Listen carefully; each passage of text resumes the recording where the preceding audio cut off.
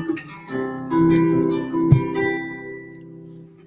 fell apart again last night. First she yelled and then she cried. Today the makeup won't disguise how everything hurts. He pays the bills but pays no price for the way he's using up her life. It's easy to control her life. I don't know what she's worth, but she believes beyond reason that he will be the man she thought he was.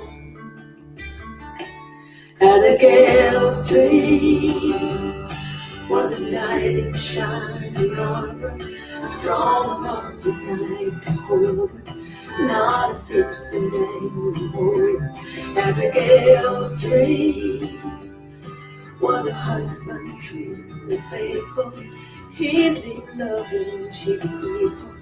Keep his dinners on his table, perfect he seems, so bitter, so sweet. Abigail's dream.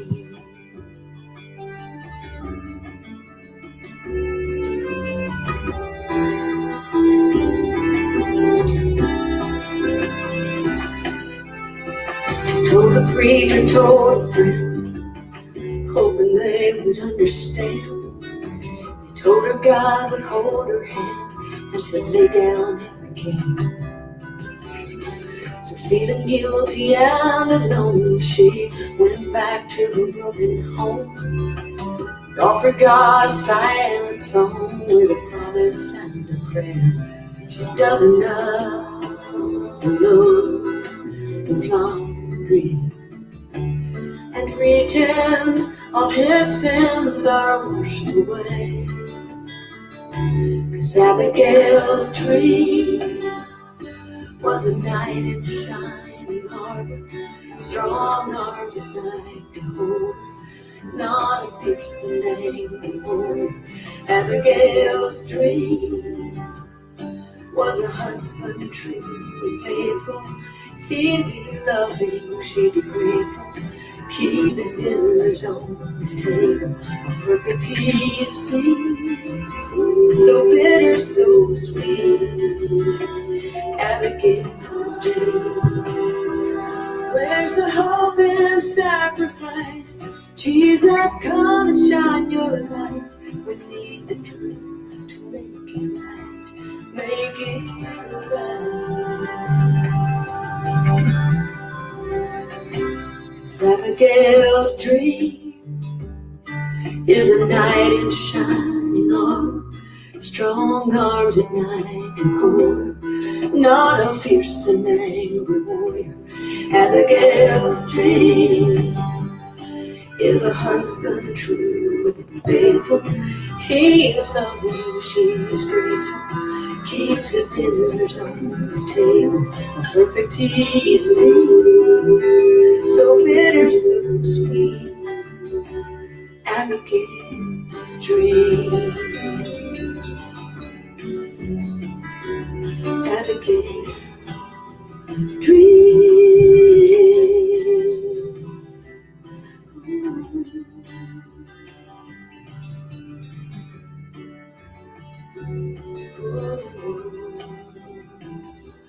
Abigail's dream.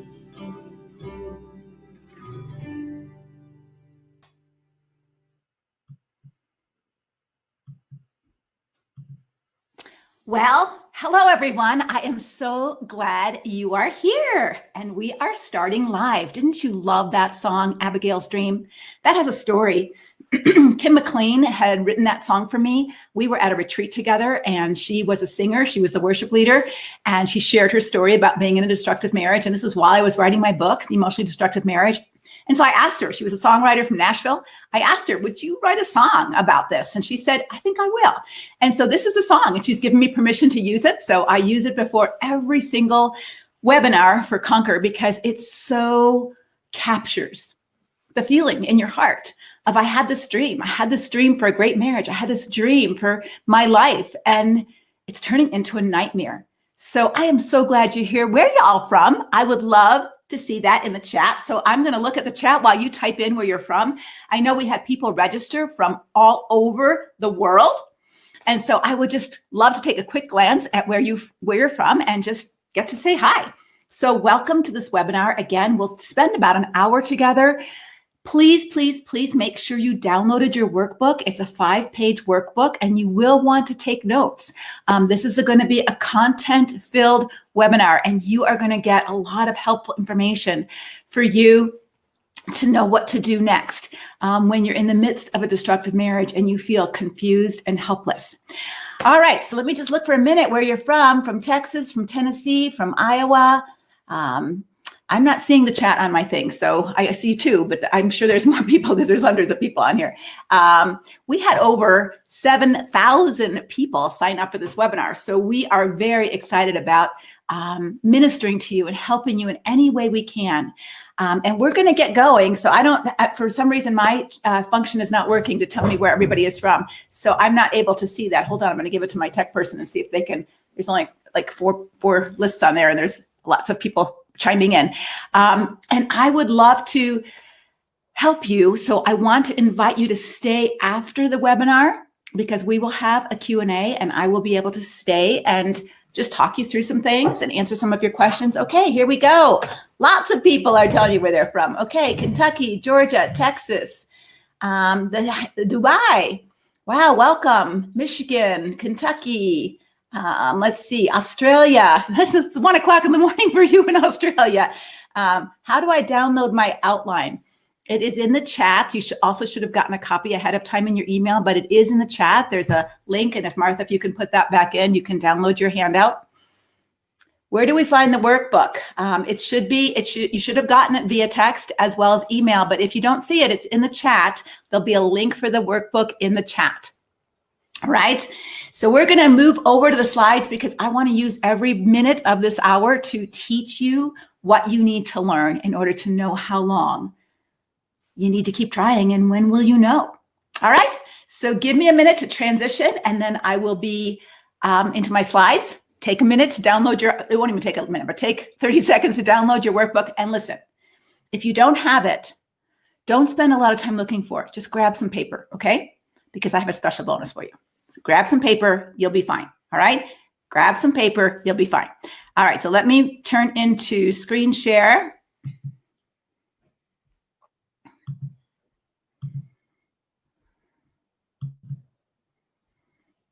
All right, you see my slides? Here we go. All right.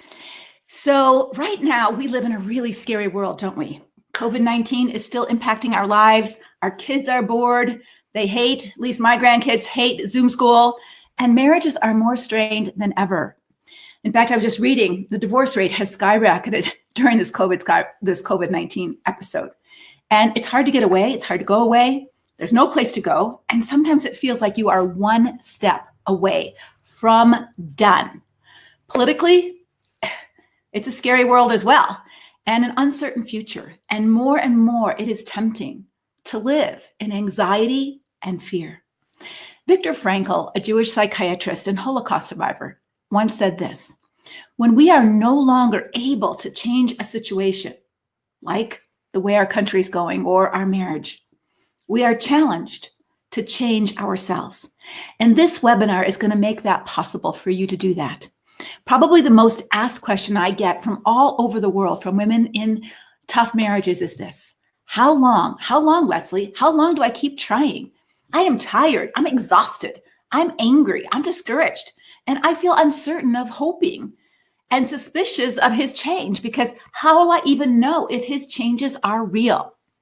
Now, the content I'm going to share with you today will get you out of confusion land and into clarity. It will move you out of feeling helpless into having a specific action plan for change. So please stay with me to the end. And if you haven't done so, download that 5-page workbook that I provided for you to take detailed notes. And one more thing. Most of you here are women, but I know that there's a few men here because I saw your names in the chat. And I'm not sure if you're here because you're a people helper and a pastor. And if you are, I'm glad you're here. But sometimes we've had some men who have been accused of being abusers Or maybe you're abused and you want to catch in on what I'm saying, even though I'm speaking mostly to women. And maybe if you've been told that you're an abuser or that you have a problem with anger or control, you might want to know genuinely what you need to do to change to save your marriage. And so I want you to know I'm glad you're here, but let me just say up front, I also know that women can be abusive too. It's not just a man's problem. Women can be abusive. And I grew up in an abusive relationship where my mom was the abuser. And even as an adult, I didn't know how to have a healthy relationship with her. I feared her temper. I couldn't figure out how to get her to stop her abusive and destructive behaviors. And I didn't know how to navigate that as a Christian.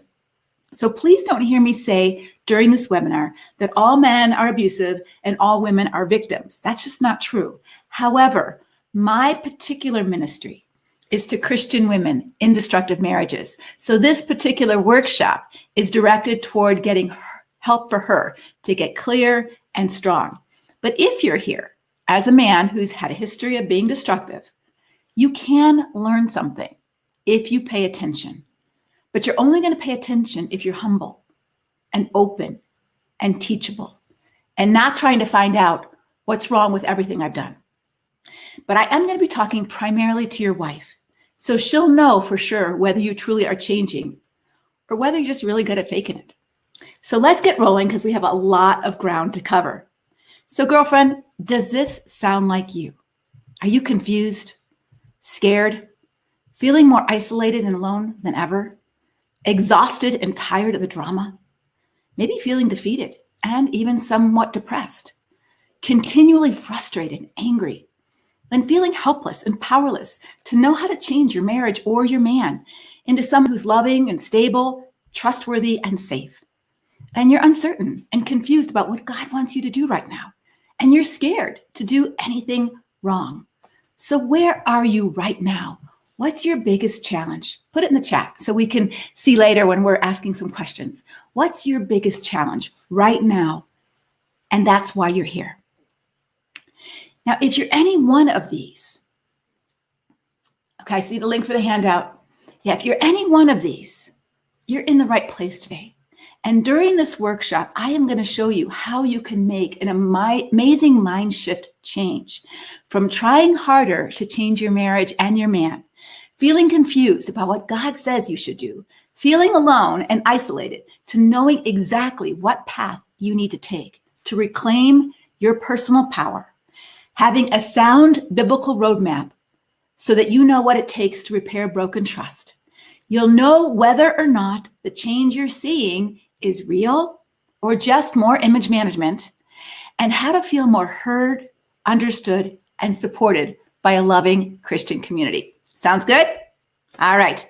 Now the workshop, like I said, will take about an hour, and then we'll open it up for question and answer. Now, just in case you're here and you have no idea who I am, some person said, hey, I think you need to attend this webinar. Let me just quickly introduce myself. I'm Leslie Vernick. I was a licensed clinical social worker in Pennsylvania for over 35 years with a private practice in Eastern Pennsylvania. And I worked primarily with Christian women and couples who were in difficult and destructive marriages. Today, I live in Arizona and I'm a relationship coach. I've had numerous articles and publications published. I'm the author of 7 books, including the best-selling books, The Emotionally Destructive Relationship and The Emotionally Destructive Marriage. I've had the opportunity to speak nationally and internationally on subjects like destructive marriages, domestic violence, and relationships. And last year, I was part of the Southern Baptist Church curriculum for the Church Cares program to help churches do a better job at helping pastors and church leaders respond to abuse appropriately. And you can check out their free training at churchcares.com. I received the American Association of Christian Counselors Caregivers Award and have been a featured guest on Focus on the Family, Family Life Today, Moody Radio, and Divorce Care. But my greatest accomplishment, I think, is I've been married to the same good man for 45 years. I have 2 adult children and 3 amazing granddaughters and 1 really cute dog. And we call her Addison. But I want you to know right up front that I have a high view of marriage, meaning I believe in the sanctity of marriage and that marriage to be a picture of Christ and his church, which is a loving relationship, not an abusive or destructive one. And I also have a high view of scripture, meaning I believe the Bible is the word of God and the words of life. I believe the Bible gives us God's wisdom on how to do life and how to do relationships. I've grown up professionally, but also personally. And I told you just a bit about my mom. She was destructive and abusive physically to me and emotionally. But even as I grew older, I was estranged from my mom, and I didn't know how to apply the biblical passages of love your enemy and forgive 70 times 7. And do I trust her again? Do I trust her with my children when she's not repentant and she's not changed? What does God call me to do? What does God require in these messy, destructive relationships? I've also had the opportunity to travel abroad. I've been to Romania. I've also been to Iraq, teaching leaders, not Christians, community leaders about mental health issues, suicide, women who set themselves on fire because they have an arranged marriage to a man they don't want to be married to. And I've also had the opportunity not too long ago to be in Cuba before it was opened, and I think it's closed again, teach Christians at a Cuban seminary about destructive marriages. And even last year, I was invited to the White House. But the verse that has been my driving force in all of this is in Proverbs, and it says this, Proverbs 31, speak up for those who cannot speak for themselves. Ensure justice for those being crushed. Yes, speak up for the poor and helpless and see that they get justice. You know, justice is the expression of biblical love. And when we don't give people in destructive marriages, Christians, justice, we're not loving them well. So we're going to get started, but do yourself a favor, please. You signed up this webinar. You are here for a reason. God wants you here for a reason. So please give yourself a gift of being fully present, attentive, and undistracted. And again, if you stay till the end, I have a free gift for you. 2 of them, actually. And one of them is your workbook completely filled out. So take a deep breath, just relax and listen, because if you stay to the end, you'll get that workbook with all the answers filled in for you, as well as a test to help you see if your marriage is happy or not. So turn off your notifications, all your other distractions. Please don't try to multitask. We don't listen well when we're trying to do multiple things, and you won't hear half of what you need to. So let me tell you exactly what we're going to cover in 60 minutes. I always like to know that ahead of time because I want to know whether this is going to apply to me or not. And I want you to be here if it applies to you. And if it's not going to apply to you, then maybe you don't need to be here. First of all, I want you to understand what actually is a destructive marriage. What is it? What does it look like? What are the 3 essential ingredients in all healthy relationships? I also am going to show you 5 specific areas in a relationship where trust gets broken and give you the roadmap to repair that broken trust. I will give you 2 specific things for you to know and to look for to see whether your husband's change is real, as well as what you personally need to do to get healthy and strong, even if your relationship doesn't, as well as specific steps to move forward after this workshop. Okay? Sound good? All right. Earlier, I sent you a video. I hope you watched it, refuting the common misconception that if he doesn't hit you, is it really still abuse? Now, pastors and people helpers often minimize emotional trauma and abuse by telling you that, well, you know, you're both sinners, and the Bible tells you, you know, in James that we all stumble in many ways. So how are you to call him an abuser when you sin too? And let me tell you the truth about that. First of all, the truth is, you're right. There is no perfect marriage. There is no perfect husband. There is no perfect wife. There is no perfect relationship. There is no perfect kid. There's always sin and suffering in every relationship. That's true. So let me help you briefly discern what constitutes an destructive and abusive relationship versus a normal, imperfect relationship. Because many people confuse a difficult marriage, a disappointing marriage, and a destructive marriage. So a difficult marriage primarily is immaturity and a lot of outside stressors that are somewhat designed by God to help us mature. They might be autistic children, they might be job loss, they might be COVID-19, they might be in-law problems, blended family issues, a lot of stressors in life that God allows in our life to cause us to press pause and say, how am I handling this? Am I handling this as a mature adult? Am I handling this as a godly person? Or am I falling apart and blowing up all the time and making it everybody else's fault? Maybe I'm immature. Maybe my sinful reactions I'm justifying because life is hard. But the truth is, life is hard. Jesus says, in this world, you will have difficulties. So difficult can help you mature and grow up, or difficult can cause you to be more destructive if you don't know how to handle difficult or you're not willing to learn to handle difficult. But difficult doesn't necessarily have to become destructive, nor does it define destructive. A disappointing marriage is this. This is what I used to tell my clients when they would come to me for premarital counseling is, hey, guess what? Nobody gets all 52 cards in the deck, right? Nobody gets everything in a marriage that you want. Nobody gets everything in a person that you marry. So it's really important ahead of time to know what cards are missing. And so a disappointing marriage is sometimes after marriage, you find out, oh my gosh, they're not a good cook like I thought they were. They had a good meal, but they don't even like to cook. I'm really disappointed. Or he's not very ambitious. He plays a lot of video games and he's not interested in his career and he just wants to work 8 hours a day and then come home and play video games. Oh, that's kind of boring. And it's not necessarily a sin issue, but it may be a personality trait or a character thing that you thought was great before, but now starts to irritate you and you're disappointed that they're not more exciting or more sexual or more attentive or more interesting. And it's not necessarily a sin character issue, but you're disappointed. How you handle disappointment will determine whether that disappointing marriage grows into a stable, healthy relationship or it becomes a destructive relationship. So a destructive marriage goes beyond disappointing. It may contain some elements of that. And it goes beyond difficult, even though there may be some difficulties in a destructive marriage. A destructive marriage violates your dignity. And it violates your God-given freedom to be who God made you to be, to think your own thoughts, to feel your own feelings, to have your own voice. A destructive marriage undermines your confidence, your self-worth, your self-esteem, and systematically degrades, diminishes, and can eventually destroy the person that God intended you to be. Remember, it's important that you understand that an abusive marriage is not about hitting or physical violence. It's not about out of control anger. That's why the answer is yes. If he doesn't hit you, it still may be an abusive marriage because abuse is not about anger. It's not about hitting. It's not about being out of control. An abuser wants control. And in an abusive marriage, there is a gross imbalance of power and control, coupled with an attitude of entitlement.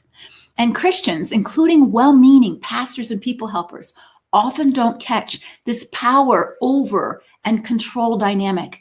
And this is because of often their conservative beliefs about what they think the Bible teaches about headship and submission. But think with me for just a minute. Does biblical headship mean that an adult woman who gets married now is demoted to the status of a child who has to ask permission to make a decision for herself on what she wears, whether or not she cuts her hair, whether or not she reads a certain book or goes to a certain movie or watches a certain TV program, whether she goes back to college or gets a job or goes to the doctor or gets braces for her teeth or visits her mother for the weekend or talks on the phone with her girlfriend? Does headship and submission mean that a wife is not an equal partner and she's more like a slave who's to have unquestioning obedience to her master husband? Now, we could spend the whole workshop just on this one topic. And I've already told you I have a high view of marriage and a high view of scripture. But let me say this. The Bible never says headship gives a husband permission to have his way all the time, make every single decision, or order you around as his wife. That has another biblical term. It's called selfish or oppressor. Never biblical headship. Jesus made it crystal clear to his followers that if they wanted to be the leaders of his church, then their responsibility as the head was to serve first, not bully someone to get their own way. So what strategies might a husband use to control you, to bully you, to scare you into doing what he wants? Well, physical power works, doesn't it? If you scare someone or threaten someone or physically harm someone who doesn't do what you want, then you usually do get your way because they get scared and do what you want. And so when a husband uses physical power to get compliance and control over you, understand this. He knows exactly what he's doing and how much he can get away with. I remember speaking to a man once who was physically abusive toward his wife. And he claimed to me, Leslie, I just lose control. I can't help it. She just made me so mad. So I asked him, so how many people have you killed being so out of control with your anger? And he looked at me and he said, he looked at me like I was nuts. And he said, I haven't killed anybody. And I said, well, why not? You say you get so angry and out of control. And his internal lights flickered on for a moment as he realized he had control. He had total control. He allowed himself to do what he needed to do to get control of his wife to the limits of what he knew he could get away with. And he also wasn't physically abusive to anyone else in his life when he got angry. He was in control, even if he lied to himself and to others about that. But control over another person can be gained in other ways as well. And men who abuse also know that physical power alone is never sufficient to gain total control over anyone, especially your wife. And he knows he also has to learn to manipulate her mind and her will. Plus, most men, at least in this country, know that they can get arrested for physical abuse. And so often a husband will use other means to control you. For example, emotional and verbal abuse. And God's word is crystal clear on the long-term negative effects on a person's soul, spirit, and body when they are verbally battered. Emotional abuse is real and biblical. And I don't have time in this webinar to go into all the verses, but there are tons of verses about how we use our tongue and how God tells us not to misuse our tongue as a weapon to harm other people. Emotional abuse systematically degrades, diminishes, and can eventually destroy the very personhood of the other. The Bible asks, a human spirit can endure sickness, but a crushed spirit, who can bear it?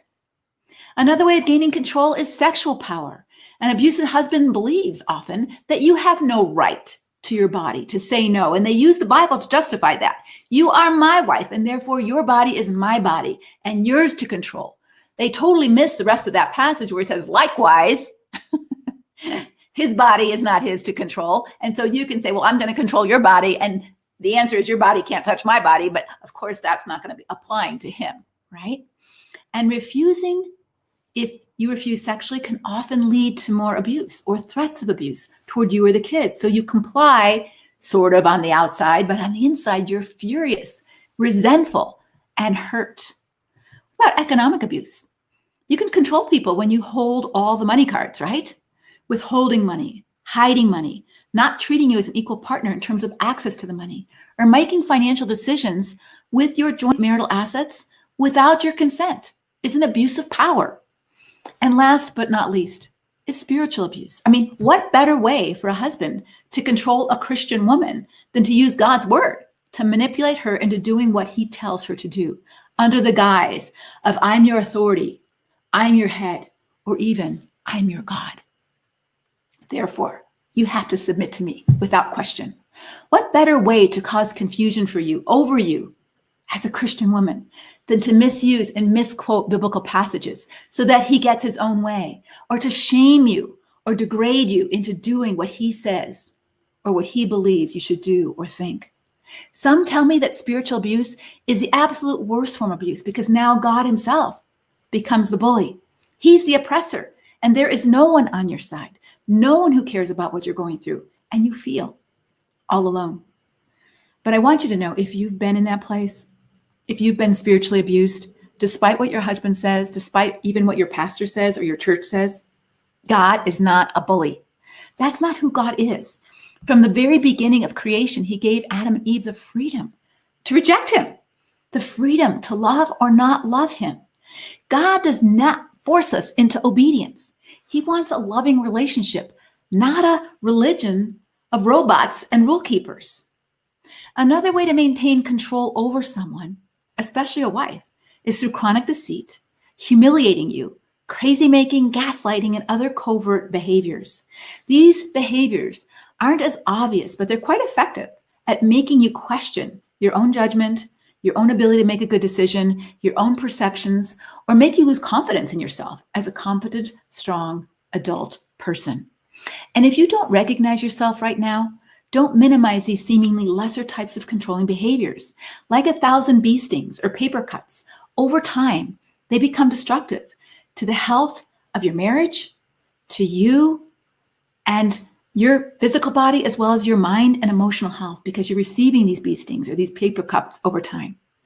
Here's a wheel that is something that batter intervention groups use. It's called the power and control wheel. And I want you just to see different ways that abusers get control over you. And let's start at the top at the 1 o'clock position. If we look at this as a clock, So intimidation, emotional abuse, isolation, minimization, denying, blaming, using the children, using male privilege, using economic abuse, and finally using coercion and threats.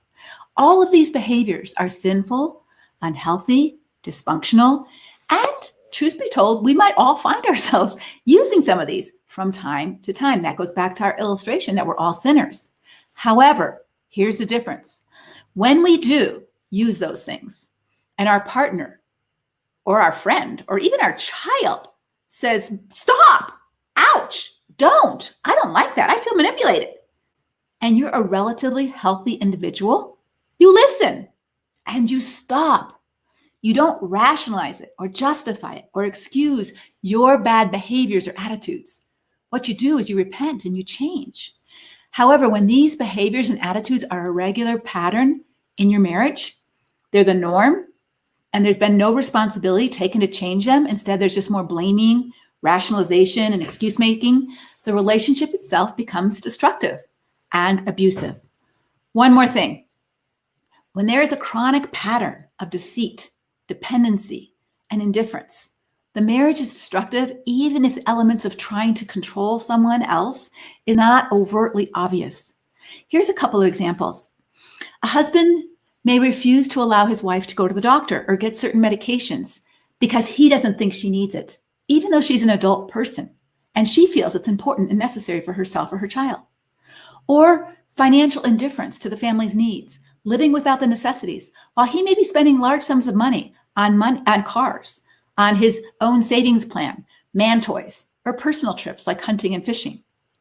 Remember, if you want to evaluate whether or not your marriage is destructive rather than just difficult or disappointing, look for patterns where you or someone you know, if you're a people helper here, is repeatedly dominated, deceived, dismissed, devalued, demeaned, or degraded.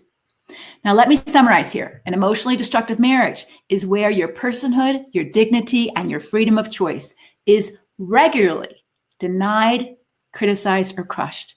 This can be done through words, behaviors, economics, attitudes, and even misusing the scriptures.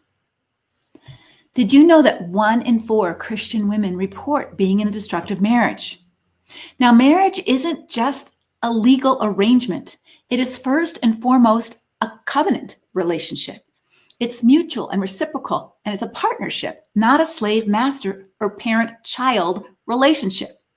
And conflict, which is inevitable when you have two people living together, involves solving a problem, not attacking a person.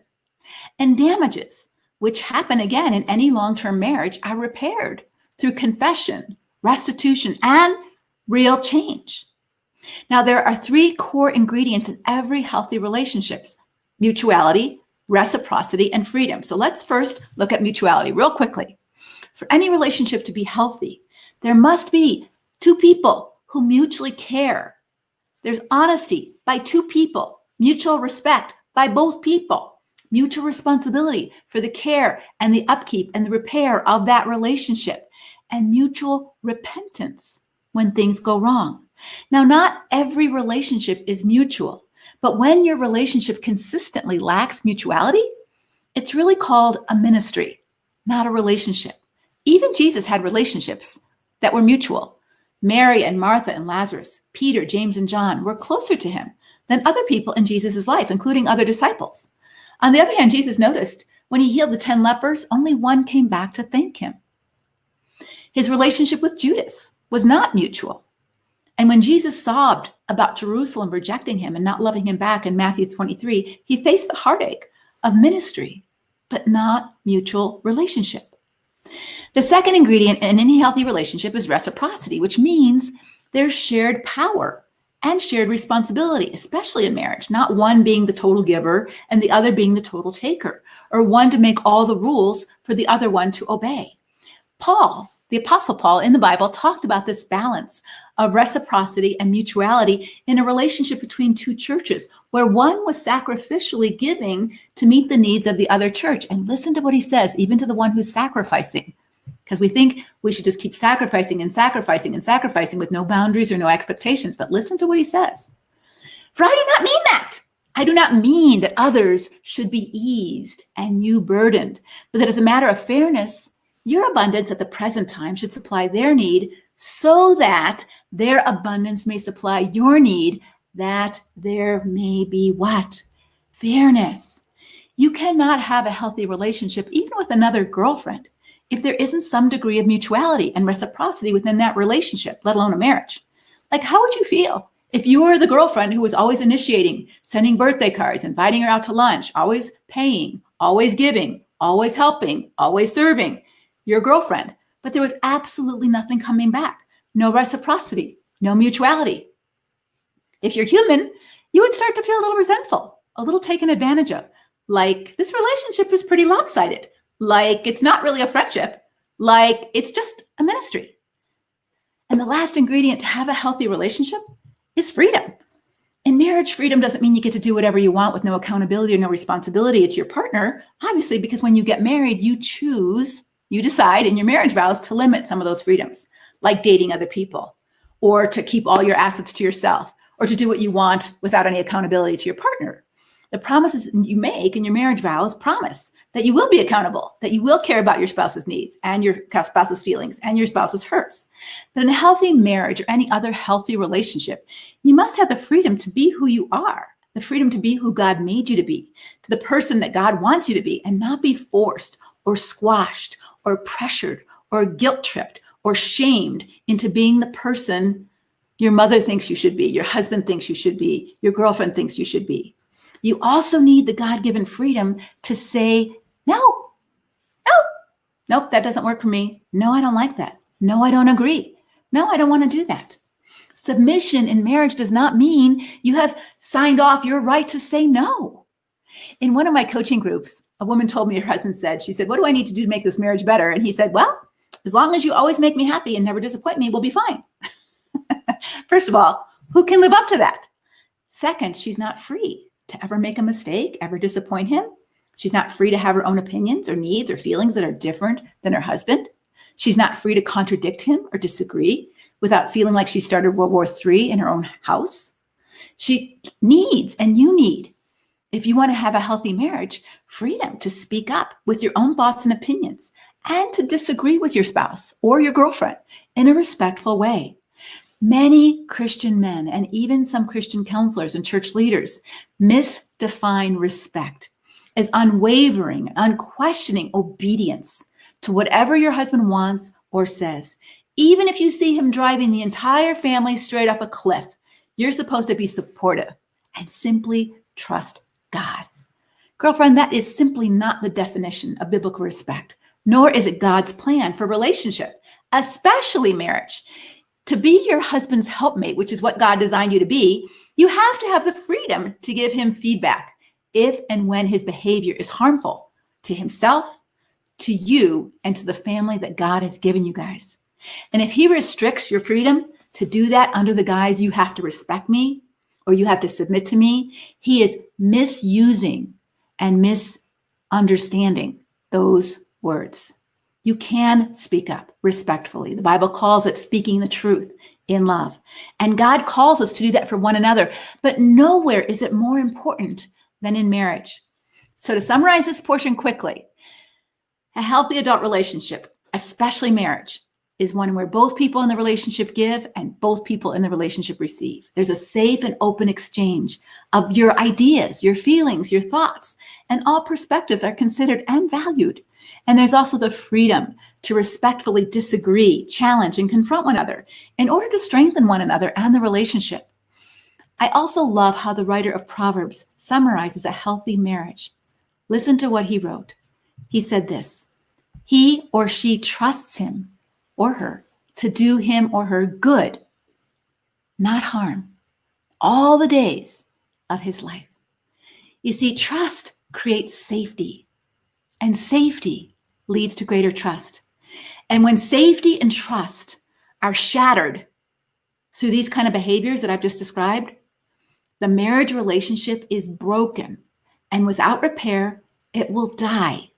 Even if you still live legally together, you can stay in a house with a dead body, and you can stay in a marriage that's dead. But it's not the kind of marriage that God wants. It's not an alive, healthy marriage. It's a dead marriage because trust has been broken. Now, traditionally, most pastors and counselors have acknowledged trust breaking down in the area of sexual infidelity. But that's not the only area where relationship trust gets broken down or where trust needs to be repaired. And so I want to just share with you some of the ways that trust gets down. I told you 5 ways, and for sure, sexual faithfulness and integrity, a lack of sexual faithfulness and integrity in the marriage ruins safety and trust. But here are some other areas where trust gets broken down in a relationship that we hardly ever talk about in the church. First of all, honesty, or second in the handout, honesty and authenticity. So let me ask you a question. Can you trust your husband to tell you the truth, even when it's hard? Is he the same person in the house that you live in together as he is outside the house?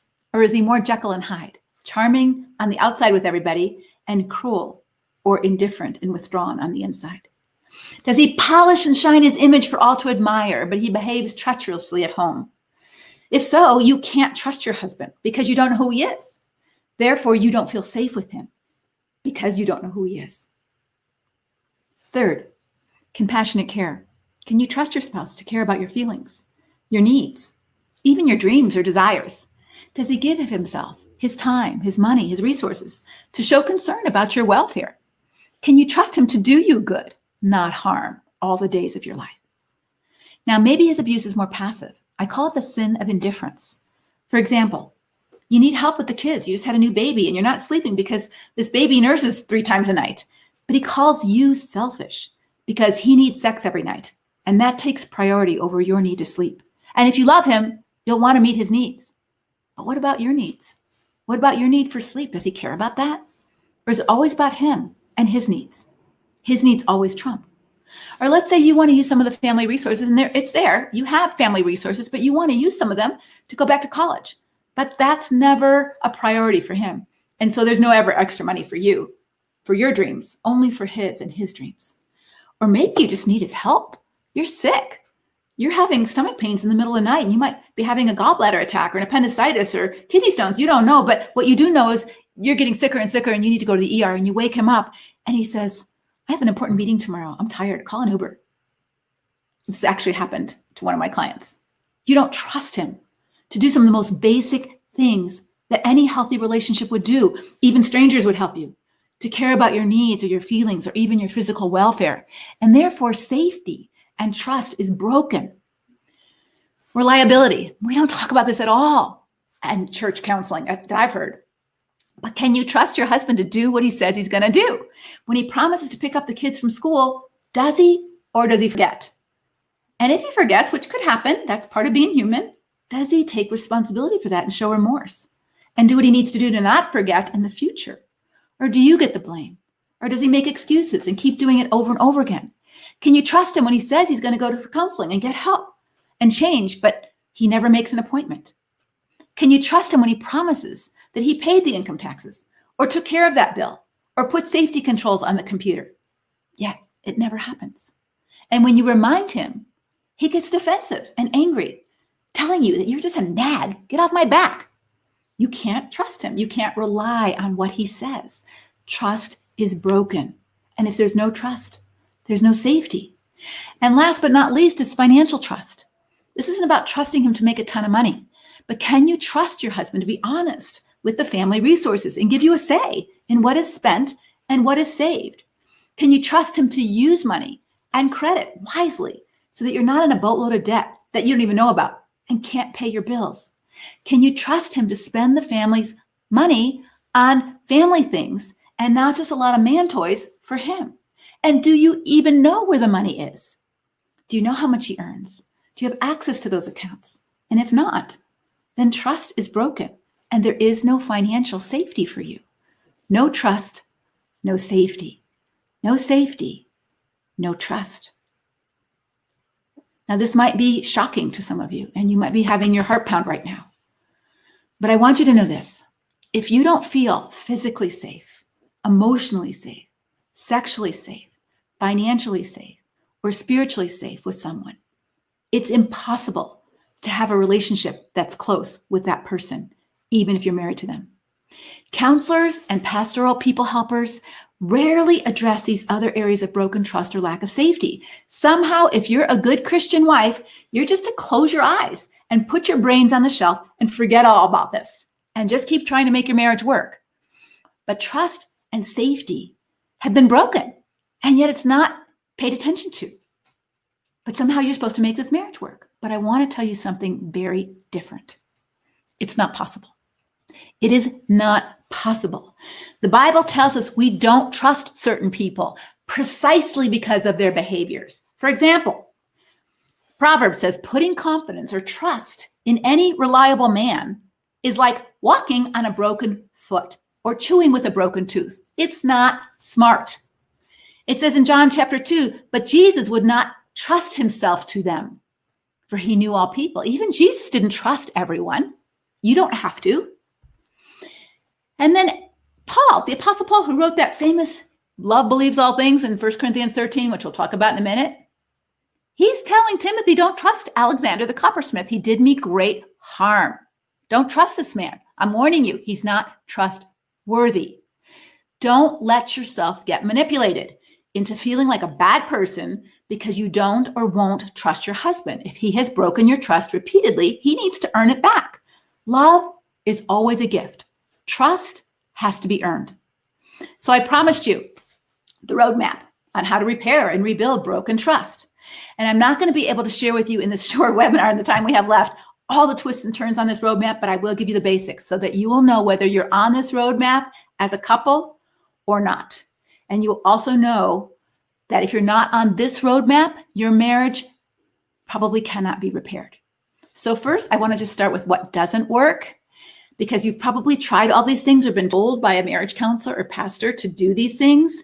And I just want you to say no next time they ask you to do it, okay? Because it doesn't lead to repairs. It only leads to more pain and postponement of what you really need to do. And it sometimes can lead to more damage. So here are the most common detours that marriage counselors and pastors and people helpers will tell you to do. Let's start with a clean slate. Let's just start with a clean slate. Forget the past detour. I mean, this sounds so good and so biblical, right? Love covers a multitude of sins. Love always believes all things. Love always trusts. So let's just wipe the slate clean with grace and start all over. Let's just forget that I hit you or that I've had a sexual addiction or secret girlfriend for the past 25 years. Let's just forget that I've lied to you about most things in our entire marriage. But I love you so much and I'm so sorry. So let's just wipe the slate clean and forgive and forget and let's start fresh. Let's not talk about the past. The past is the past. How many of you have heard that? Raise your hand in the chat. That's me. Yep, we've done that 25 times. How's it working? Isn't that working, right? Why? If only it were that easy. So let's look at why. Let's just start with a clean slate and forget the past strategy doesn't work, because when your marriage has had a repeated pattern of chronic sin, the past quickly becomes the present, right? And now what? You see, all of us are creatures of habit. We all are. And the best predictor of future success of yourself is your past success of yourself. So the best predictor of future behavior is past behavior. Therefore, even if someone truly does want to start with a clean slate and forgive and forget, guess what happens? The same old habit patterns come back and they will continue to repeat themselves if there is not a clear plan and path to change them. Let me give you an example probably all of us can relate to. We all have an eating pattern, okay? We eat certain things, the way we eat, however we eat. It's a pattern, it's a habit we engage in day out, healthy or unhealthy or somewhat in between, all right? But those of you who know that you struggle with some unhealthy eating patterns, you're eating too much sweets or you're drinking too much or whatever you're doing in an unhealthy way, too many carbs, all that. How many of you have said to yourself after a bad eating day, like you just ate a box of cookies or a bag of chips or you drank a bottle of wine and you say, tomorrow is a fresh day. I'm not going to do that anymore. I'm going to wipe the slate clean from all the cookies I ate or beer I drank, and tomorrow is a new day. I'm going to start fresh and eat healthy. Great goal. How long does it last?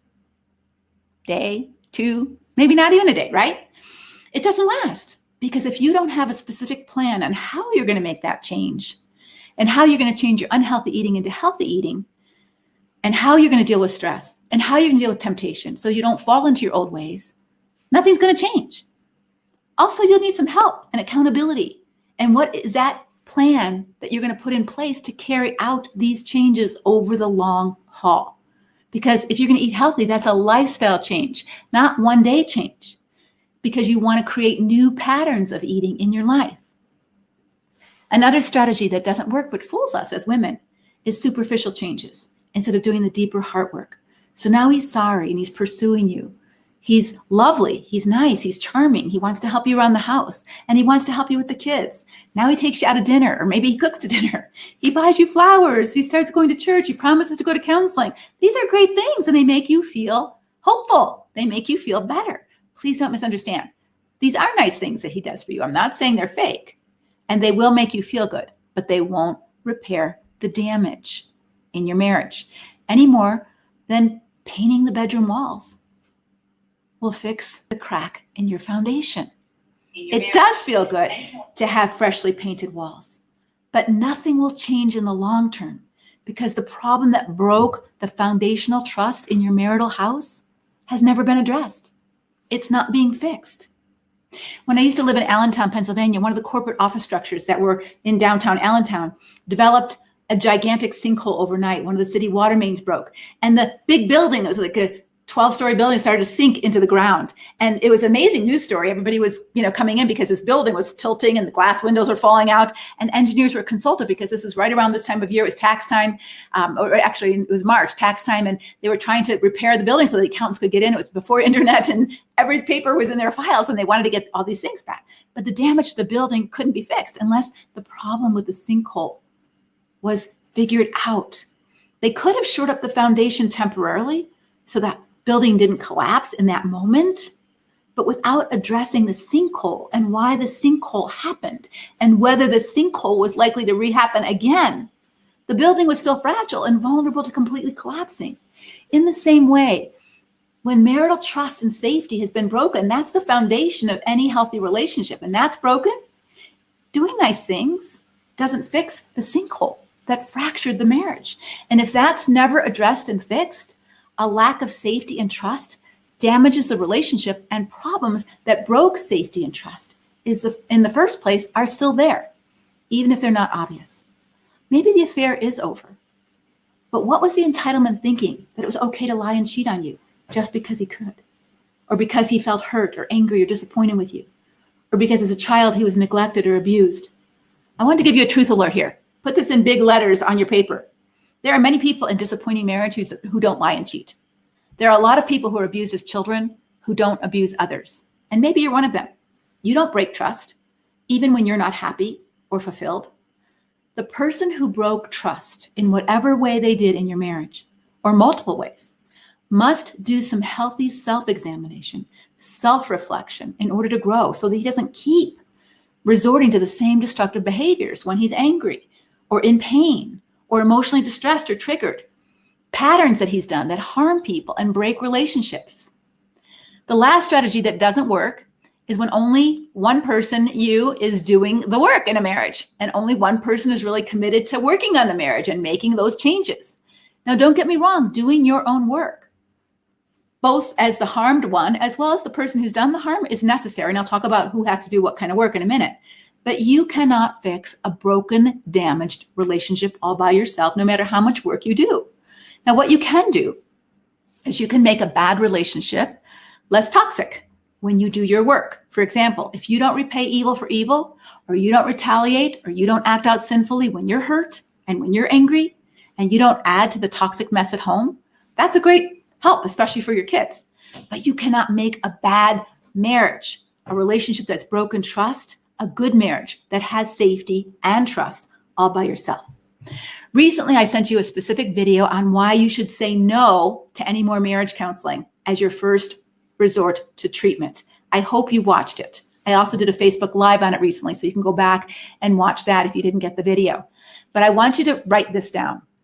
Abuse, chronic abuse, addictions, and adultery are not marriage problems. They cause marriage problems because they break safety and trust.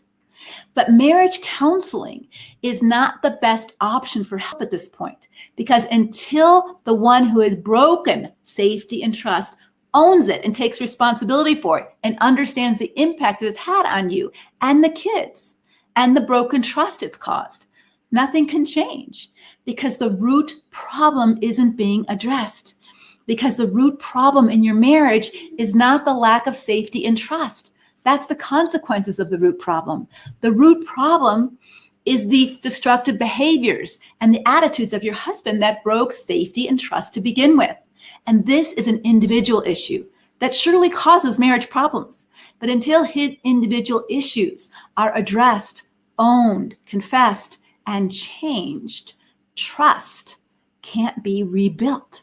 Therefore, marriage counseling might be a great step after your husband and you do some of your own work, after he takes responsibility for what he's done to break trust, but not until that point.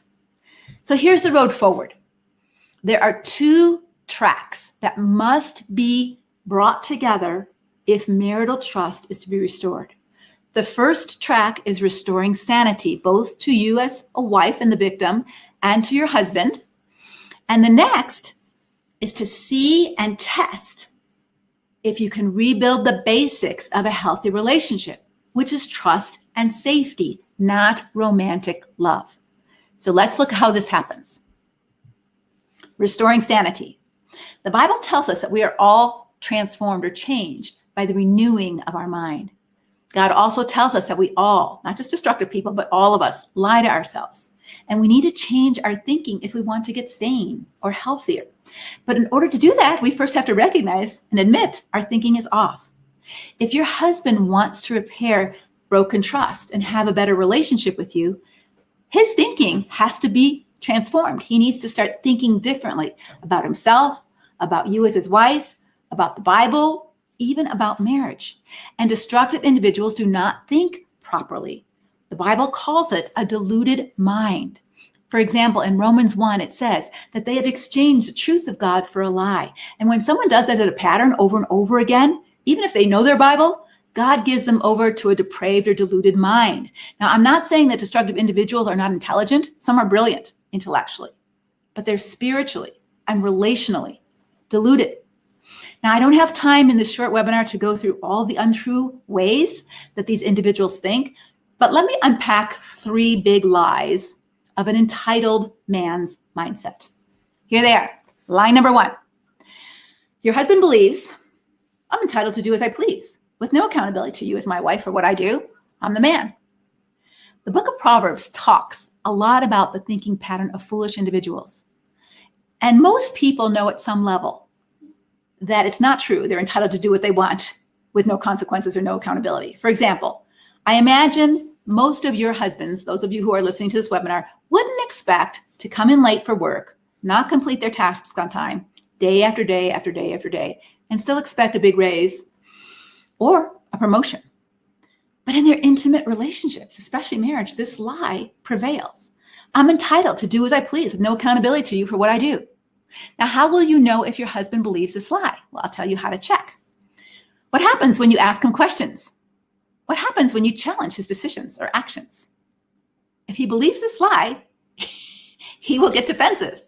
He will get angry and try to silence you by his wrath, by his sarcasm, by his mocking, by his deceit, by switching it around on you, perhaps even his spiritual sounding words or his withdrawal.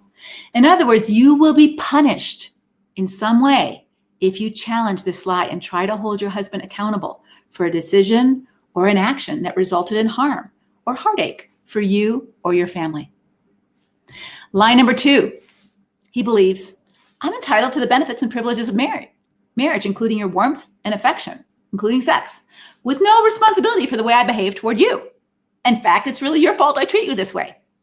And your feelings aren't as important as mine. You're my wife. Therefore, I'm entitled to have what I want, regardless of how you feel or what I've done.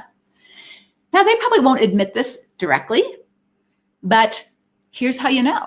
Because if you don't or won't, there's always a price to pay. There's a punishment. You know he believes this lie because of how he acts when you're asking for mutuality and reciprocity and the freedom to give feedback and say no. And the third lie is this. When I mess up or make a mistake, there should be no negative consequences, especially if I say I'm sorry. Even if I do it again and again and again, you need to forgive and forget. Remember, Jesus said 70 times 7. And if you, as his wife, start to have some new boundaries or implement some negative consequences over what's happened, he's going to now accuse you of abusing and harming him. He says, well, now I can't trust you. Now you're controlling me. In other words, if you get strong and stay strong and don't allow him to control or manipulate you, now you become the bad person or the hard-hearted one or the one who's unforgiving or the one who's mutually abusive. Now he's harmed you by lying and cheating and abusing, but now somehow he's flipped it all around and you hurt him by saying it's not okay and you won't put up with it. So see, you're just like him. You're abusive too. And this is often where you start feeling a little cray-cray yourself, right? And you start getting reactive in defending yourself and explaining yourself. And you start thinking, am I being abusive too? Am I harming him by my boundaries? Are those boundaries biblical? Maybe I am being mean and vindictive. And maybe you are, but maybe you're not. Maybe you're just trying to have consequences here. So confusion starts to reign. Now there's a ton to unpack here, but let me just get clear about one thing so that you can have greater sanity for yourself. Remember about marriage, Proverbs says he trusts her to do him good, not harm, all the days of his life.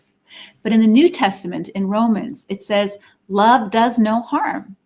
But that doesn't mean love never hurts. For example, in Proverbs 26, it says, faithful are the wounds of a friend.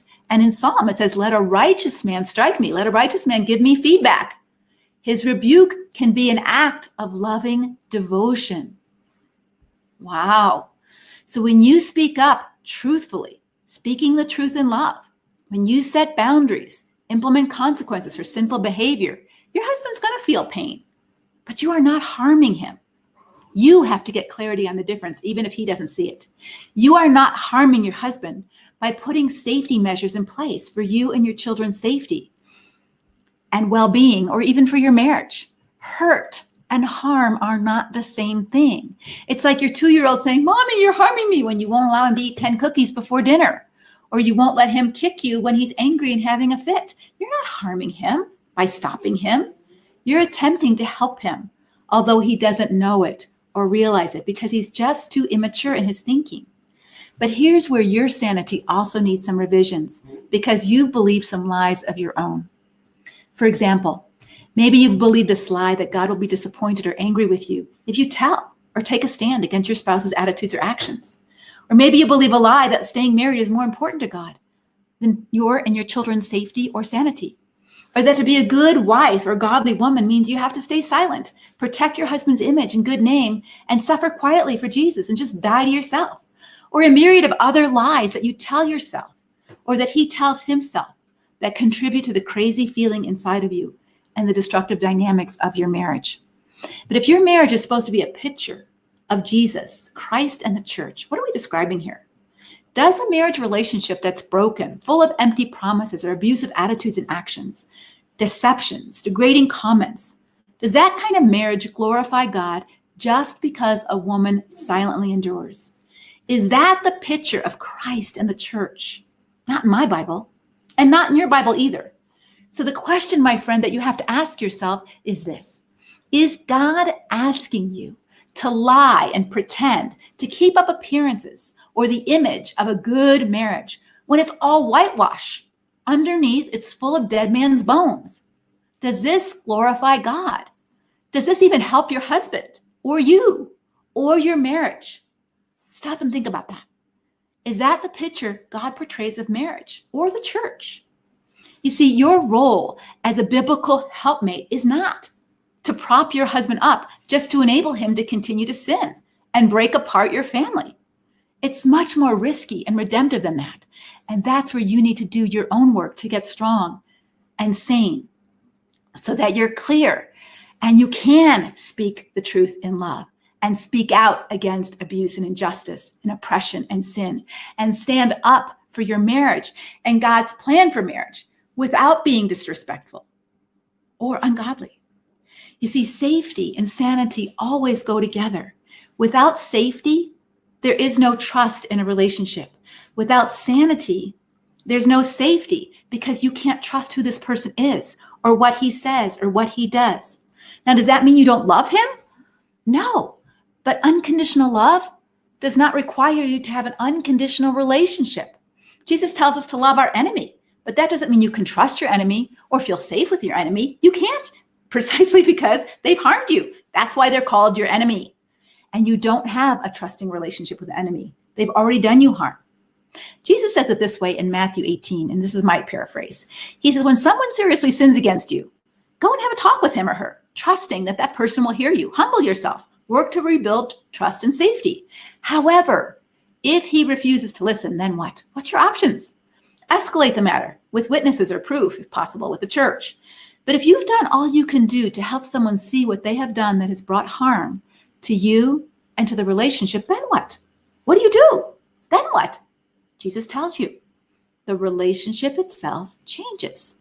Jesus says, treat him or her as you would a pagan or a corrupt tax collector. What does that mean? It means that there isn't safety or trust in the relationship. All Jews in Jesus' day understood Jesus' words. Pagans and tax collectors were not trusted people. You see, unconditional love does not require unconditional relationship. Marriage is not an unconditional relationship. No matter what your husband does or how he treats you, you should stay silent and be in a relationship with that person. Now, you may choose to stay legally married, or you may choose to stay even living in the same house for lots of good reasons and not so good reasons. But you cannot be in a healthy relationship with a believer or an unbeliever if there is no trust or no safety. God didn't wire us that way. He doesn't even do it himself. Jesus didn't have a relationship with everybody, did he? He loved everybody, but he didn't have a relationship with everybody. Judas, the Pharisees. God says in Isaiah, our sin separates us from him. Until we own that and confess that, God loves us, but do we have an intimate relationship with him? No. So why would he expect different from his people? Now, it's important that you understand what biblical repentance is and what it looks like, because it's not tears and it's not saying, I'm sorry or I promise. Words don't necessarily lead to changed behaviors. Remember the words I talked about earlier, tomorrow I'm going to eat healthier. Words are easy, even if sincerely uttered, but consistent changed behaviors are hard work. John the Baptist said it best when he said, prove by the way that you live that you've repented of your sin and turned to God. So what does repentance look like in a broken relationship? Well, it looks like this. It looks like making amends rather than expecting amnesty. Forgiveness does not automatically mean no consequences or instant reconciliation. A person who is truly repentant is willing to take responsibility for what they've done and also the pain they've caused you. Imagine you crashing your car in someone's other car in the parking lot at the grocery store. Okay? You were careless, you weren't paying attention, you crashed right into their car because you were texting or on the phone or you backed up. And you said, oh my gosh, Pastor, I'm so glad it's you. Grace covers a multitude of sins. Have a good day. Thanks for forgiving me. In your right mind, no one would do that, right? But that's what we're expecting in marriage. We're expecting that someone can crash into your life, cause damage, and walk away and say they're sorry with absolutely no amends making. But truly, if you were repentant for crashing into their car, wouldn't you say, oh my gosh, I am so sorry. I was careless. Here's my insurance card. Make sure you let me know your deductible. If there's anything I can do, if you need to borrow a car, if you need to pay for a rental while this is being repaired, I will take care of that. Isn't that part of repentance? Isn't that part of caring about the pain you've caused? Absolutely. You don't expect no consequences, even when you're forgiven. They don't just say, fine, you don't have to pay any consequences. You don't have to give me your insurance card. Grace covers all that. It doesn't cover all that. Grace covers forgiveness. It doesn't cover the cost of repairs. Repairs need to be made. And when you are truly repentant, you understand that and you don't expect amity. Remember when Zacchaeus, the corrupt tax collector, was repentant? No, Jesus didn't tell him, now this is what you have to do, Zacchaeus. He offered to pay back people he swindled. He gave his money to the poor. He realized he had been corrupt with his money and his mindset about money. And he changed and did something differently. You have to be willing to be accountable for the damage you've caused, willing to do the work, and grateful for the opportunity to do it, grateful for the opportunity to pay the bill. You don't expect automatic restoration and full privileges back in the relationship. So what are some of the evidences of a changed heart? Not just nice actions. We see some humility. I'm so sorry versus, well, thanks for forgiving me. Willing to do the work versus willful. I don't want to do that. I don't have to do that. Who are you to tell me what to do?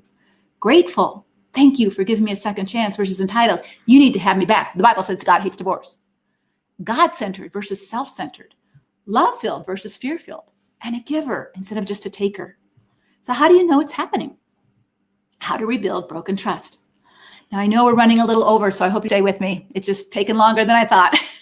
I practiced it, but when you're practicing it just with your notes, it doesn't take as long as practicing it in person. So hang with me because this is really important, how to build broken trust. Remember, even when you're sincere with your words, there's a big difference between what you would like to be and do and what you're actually willing to do to get there, right? Francois Fenelon said this, a persuaded mind and even a well-intentioned heart is a long way from faithful and diligent practice or exact and faithful practice. So a couple of years ago, I was invited to run a marathon on December, I think it was 2016. And you know what? I said yes, but I wasn't capable of running that marathon. I had to do some work. I had to train. And so the Bible tells us that we have to train ourselves to be godly. We need to work at things and change if we want to grow those muscles of faithfulness and integrity and compassionate care, if we haven't been in the pattern or in the habit of having those. So repeated breaks in marital trust require personal training, not just marriage counseling. You need training and learning to be more self-aware of what's going on in my heart. Self-reflection. Why am I thinking the way I'm thinking? Why am I doing what I'm doing? It's not her fault, it's mine. Self-examination, self-control, and self-correction. You need to be looking at yourself instead of blaming the other person. And if you and your spouse want to rebuild broken trust, you both have to be willing to talk about where the trust has been broken. And it may have been in multiple places. All right. It may have been in care. It may have been in sexual fidelity, maybe authenticity or honesty, reliability, financial safety, and sexual faithfulness. All of the above. For trust to be rebuilt, you have to both agree that safety trust is first, and that has been broken, because rebuilding safety in this relationship always come first. Because if you don't feel safe with someone because in the past he's misused his tongue or his temper, his money or the Bible, or his hands or fists to threaten and control you or harm you, how would you possibly be safe to discuss the other areas that you're unhappy with? In addition, if you don't trust your husband because you've seen time after time that he doesn't care about you or how you feel or what you think, or he doesn't tell you the truth about what he thinks or feels or does, or you can't rely on him, or he's consistently financially irresponsible, you can't have a close relationship with him until he addresses these areas about himself and he's willing to work on them to start to rebuild broken trust. But you can't even talk about these things if you don't feel safe to do so. So here are some questions you can ask yourself. Can I trust that you, my husband, that you won't harm me when you get angry, when you get hurt, frustrated, anxious?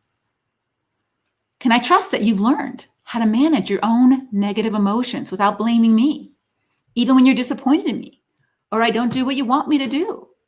Is it safe for me to express my thoughts and my opinions and needs to you without verbal, emotional, mental, spiritual, or physical bullying, threats, or abuse?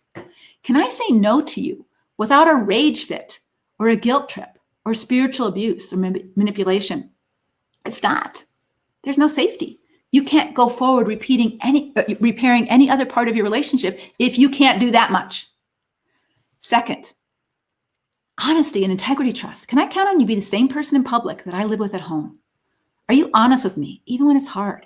If the answer is no, there's no trust. Can I trust you that you care about me, my needs, my feelings or goals, as well as your own? Do you consistently show me that I matter to you, that you're willing to sacrifice yourself to meet my needs?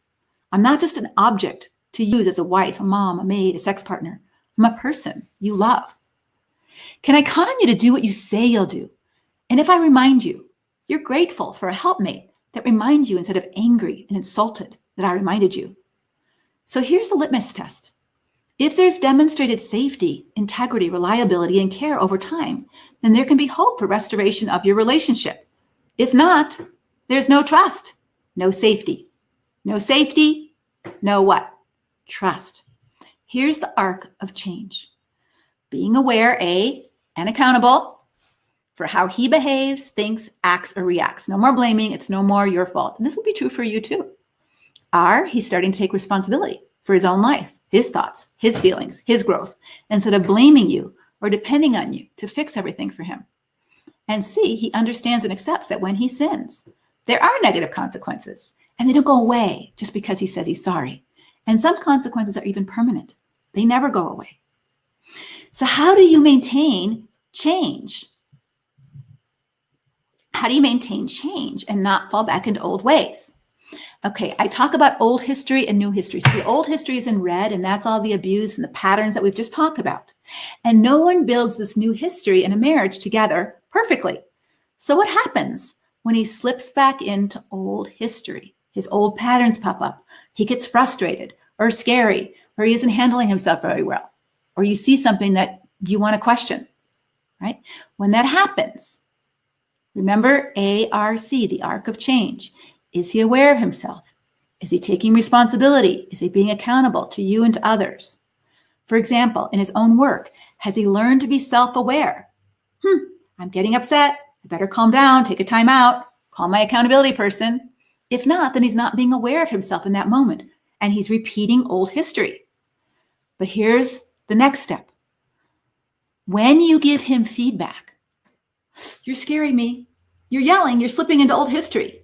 Does he listen? Is he grateful? Are you able to be his helpmate now? If someone wants to grow and change, they must understand the centrality of feedback in the growth process. Todd Herman, a sports coach, says high performers are not afraid to look at the replay. And so when you give him the replay of what just happened, is he willing to hear you or defensive? Is he open or closed? Is he teachable or argumentative and defensive and prideful? The benefits of feedback give you clarity and greater self-awareness. Feedback functions like a mirror. You don't see everything. So when you go in the mirror and you see you have a booger coming out of your nose or lipstick on your teeth, you can fix it, right? But if you don't know it, you can't fix it. So you're not self-aware of everything. That's why your spouse gives you feedback. It helps you correct your mistakes and learn from them so you don't keep repeating old history. The Bible tells us the way of a fool is right in his own eyes, but a wise man listens to feedback. And Hebrews 3:13 says we're not to be silent, but exhort one another day after day, as long as it's called today, that none of us would become hardened by the deceitfulness of sin. So don't you be fooled. Charm is deceitful. Character is tough. Your husband might be charming and fun and charismatic and great with words and affectionate and confident, and that can begin to confuse you. Look for character changes. Has he been honest and loyal and reliable and humble and faithful? We also want to look at the old history. What's the patterns there of ignoring or avoiding or denying or blaming or repeating the same sins over and over again? Is there new history of receiving feedback, of greater self-awareness, greater self-reflection, greater self-control, and greater self-correction? Not blaming you, but saying, I don't know how to handle my temper when I'm frustrated. I don't know how to handle my temptations when I'm tempted. It's not you, it's me. I need the work to change these things. So what does new history look like? It's the ability to recognize and own your problem. You see more clearly. Your mind is being transformed and you take responsibility. You're willing to hear feedback from the counselor, from the pastor, from your accountability partners, from your spouse. You respect and care for your spouse in a new way, which creates new safety. And you're understanding this is long-term change in lifestyle patterns. This is a lot of work. There's no more entitlement. I'm entitled to all the perks without my work. And that begins to create safety and stability. So is the change real? Is the change real? Well, do you see him being accountable to authority and to you? Do you see him taking responsibility and demonstrating that consistently in his actions? Do you see him accepting the consequences for his poor choices or actions without blaming you or retaliating or expecting amnesty? Practice and patience with the process can lead to healing, both of yourself and of a marriage. Now, I've given you a lot to process here, but can I have just a few more minutes, some permission to give some advice for you? Because he may not do this. I want to give you some advice for your next steps forward, regardless of whether he does his work, because you still need to do your own work so that you get healthy, regardless of whether your marriage gets healthy or not. And so what can you do? So let me just quickly give you a couple things. First, you got to stop pretending.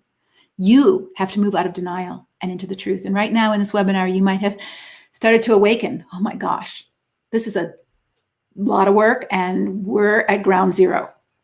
But healthy people live in the truth, in reality, and not in wishful thinking or pretending. So let me give you some steps of how you can stop pretending. First, put your marriage in its proper place. Sometimes as women, we become a man-centered or marriage-centered woman. Our whole life revolves around making our marriage work, but God never intended you to be a marriage-centered woman. He calls you to be a God-centered, not a husband-centered person. Put your marriage in its proper place. Build some core strength. I talk a lot about this in some of my coaching groups and things, but committed to core strength is 4 steps. Committed to truth, no more pretending, open to learning and growing, responsible for yourself, and respectful toward others without dishonoring yourself, and empathic and compassionate towards others without enabling destructive behaviors to continue. Remember, I said that you can make a toxic marriage less toxic by your reactions and how you handle you in the midst of your husband's behaviors, not by silence and pretending, but by standing with strength and dignity. Educate yourself, like you're doing right now, on healthy and unhealthy relationship patterns. Stop isolating yourself. Get the support you need. And that may mean that you have to tell someone. And you're going to have to let go of the outcome. You don't know what's going to happen to your marriage as you grow stronger. You don't know that. Your husband may be very attracted to that and say, wow, she's growing, I want to grow. Or he may be repelled by your newfound strength. You don't know what that is. But I know for sure that it is God's will that you mature and live a holy life and that you grow, even if he chooses not to. But you have to let go of this idol of having a great marriage, because it's not going to happen if he doesn't do his work. All you can do is your work. You have to let go of that outcome. A woman I worked with said this: I can be a godly person, I can be a godly wife, but I can't make a good marriage all by myself. And I want you to know that God does not care more about the sanctity of marriage than your sanity and your safety, as well as your children. So what's your next step forward right now? Margaret Wheatley says this: without reflection, without your self-examination, we go blindly on our way. Just like your husband needs self-examination and self-awareness, you do too. We create more unintended consequences and fail to achieve anything useful. So may I make a suggestion for your next step? I really, really encourage you, if you are resonating with what I'm saying here as a woman in a destructive marriage, join Conquer. Conquer can make it possible for you to hear from God in a brand new way so that you can live from a place of strength and help and not desperation and depression and anger. It can make it possible for you to get stronger and more confident so that you can stop being victimized by your husband again and again. It'll help you steer clear of manipulative games and crazy conversations. It'll also help you stop reacting in negative ways in front of your children, which makes you more vulnerable to parental alienation, which is a whole other problem. It'll also help you gain freedom from bitterness and resentment. Now, Conquer is a perfect fit for you if you are a Christian woman. Sorry, no men allowed. And if you're not a Christian woman, you're welcome to come to Conquer, but we orient everything around Christian principles. So if that's going to be hard for you to handle, then this isn't the group for you. But if you're a woman who wants to do what God wants you to do, and that's important to you, then Conquer is a strong Christian group that helps women become women of strength and dignity. Conquer's for you if you don't like who you're becoming. You're not a woman of strength and dignity. You're a woman of anger, a woman of weakness, a woman of passivity. You're ready to grow and become all that God has for you. And you're ready to invest in you and your growth for a change. Shelley said this: today, I'm no longer that wounded woman in a withering relationship. Thanks to Conquer and the work of the Holy Spirit, I was wonderfully made and I'm wonderfully restored. And so was my marriage, although both are works in progress. I'm a woman of worth, a warrior, better equipped for emotional and spiritual battle in this world. I am not crushed by my fears. I conquer my fears. I'm not defeated by my circumstances. I'm victorious because I've learned to conquer, not cower. Lori says this: Conquer really helped me as I've been separated from my husband. I've struggled with guilt that I couldn't work on my issues very well while living with him, but I realized that sometimes you have to step away to see the picture clearer. And I'm seeing myself clearer and what I need to work on. When you join Conquer, you're going to be immediately immersed into a journey called the Conquer Journey. And you've already started by step 0, which is called awakening. You're awakening to the destruction all around you. Well, now where do you go? Well, here's your roadmap. I'm going to walk you through these steps. Safety. How do you get safe financially, emotionally, physically, sexually? How do you get clear? What does the Bible say about abuse? Stability. How do I get my sea legs under me when I'm feeling so afraid? How do I go strong into a woman of strength and dignity and confidence? So that you get really clear on your work to do. This is your work. He's got his work to do. You've got your work to do. Inside the membership, there are videos and transcripts and workshops for each of these steps that will help you get going really fast. And we'll also have Facebook Lives on these steps each Wednesday to help you implement exactly the part that you need to work on so that you can get safer and stronger. And once you're done with these 5 steps, then an entire Conquer library will open to you, where you can get hours and hours, as much as you want, of education and training that's not available anywhere else publicly. I want you to know Conquer is not just about finding out what you need to do within your destructive marriage. It's about how to grow into a healthy, godly, mature woman who has strength and dignity as her clothing and can smile at the future unafraid. And if there is ever a time that we need to know how to do that, it's now. Conquer is about learning how to help your kids through this turmoil and fallout of a destructive marriage, as well as how to build safe and good female friendships, because we do grow stronger together. Wanda said this group has been a blessing from God at the worst time in my life. The support has been phenomenal from women who truly understand what you're going through. The fact that Leslie even responds to Facebook posts is amazing. The monthly calls have been a tremendous help to me. I'm thankful you've made all this available, no matter where you live. Kathy said it's so helpful to know that there are so many others that sharing our experiences. And this is important for you to know too. You are not alone. Not exactly, but similarly, and it helps give me courage some days to face another day. Also, the resources available through the knowledge and experiences of others on this site is absolutely priceless. When one doesn't know which way to turn, others do, because there's other women who've been in Conquer for a while. Conquer's been here 5 years. They're a few steps ahead of you in this journey. The prayer support and focusing on doing the right thing, even if it's scared and hard, is incredible. I'm so grateful for this place to share my frustrations and help encourage others. So here's what you get when you join Conquer. You'll get a teaching video each month from me, and that teaching and video, it comes in video form, it comes in MP3 audio form, and a complete written transcript if you like to read it instead.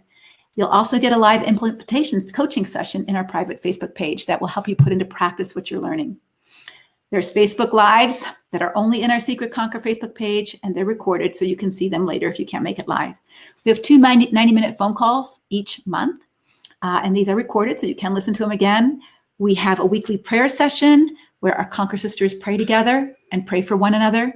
You also get reduced prices on my group coaching and classes. And I want to give those of you who are fast action takers a special bonus. If you join today, like in the next 24 hours, I'm going to have a special phone call, an hour-long phone call with those of you who join right now, just newbies, tomorrow evening, Friday, September 11th, 7 p.m. Eastern time. And the details of how to call and what line to call will be emailed to you as soon as you join. Lori says this: I love your biblical teachings in all aspects, but the thing I appreciate about you the most when listening to you speak with others is your amazing ability to respond to any conflict with a toxic person in such an effective yet compassionate and loving way, regardless of the circumstances. That's learning to speak the truth in love. I'm impressed with your choice of vocabulary, as it seems you always know exactly what to say to help a woman stand up for herself in the midst of conflict while showing compassion and grace for the destructive individual. And that's what you want to learn how to do too. Imagine what would be possible for you if you knew how to speak the truth in love and take responsibility for yourself while still being respectful toward your husband. If you knew how to recognize destructive patterns and respond to them in a firm and godly way instead of exploding or shutting down. If you knew how to establish appropriate boundaries and consequences and knew how to make good choices and follow through with those choices on your own. You learned how to use your voice and expressed it honestly and respectfully, and found the courage within to speak up and say to your husband, I love you, but I won't live like this anymore. Some of you may be worried about the tech. And so you know me in tech. I have had this site designed so it's very, very simple. So this is kind of what it looks like when you come in. This is the Conquer membership site. You just log in and gain in. You make a login name and you make a password. Here's where you go. You go right up to that and you click Conquer membership. Easy peasy. Then you see 2 buttons. One says, go to the Conquer journey, and the other says something else, which I can't read right now, but hopefully you can read it. And you will go to the Conquer journey. And right there will be all the videos that you need. See those little green buttons? Those will video 1, video 2, video 3. They'll tell you how much you need to do. You can download all your handouts. It's very, very, very easily designed. So what would be possible for you to do differently if you had the love and support from other women who know what your life is like and believed your story, who can laugh together, even during the hard times, and find joy, even if you're in a destructive marriage, who will pray for you regularly and know how to pray for you and teach you to connect with God in deeper and new ways for all than less than a cup of coffee per day. Now, over the last 5 years, we've added many features to Conquer, but I have never raised the price of membership. It is still only $27 a month or $270 for the entire year. And it gives you 2 months free if you pay that way. There's no contract. You can cancel at any time with 30 days notice. But I promise you, it will be an invaluable investment in your mental, emotional, relational, and spiritual health, as well as your ability to parent your children through this tough time. And I also want to give you a quick start extra bonus, a couple extra bonuses.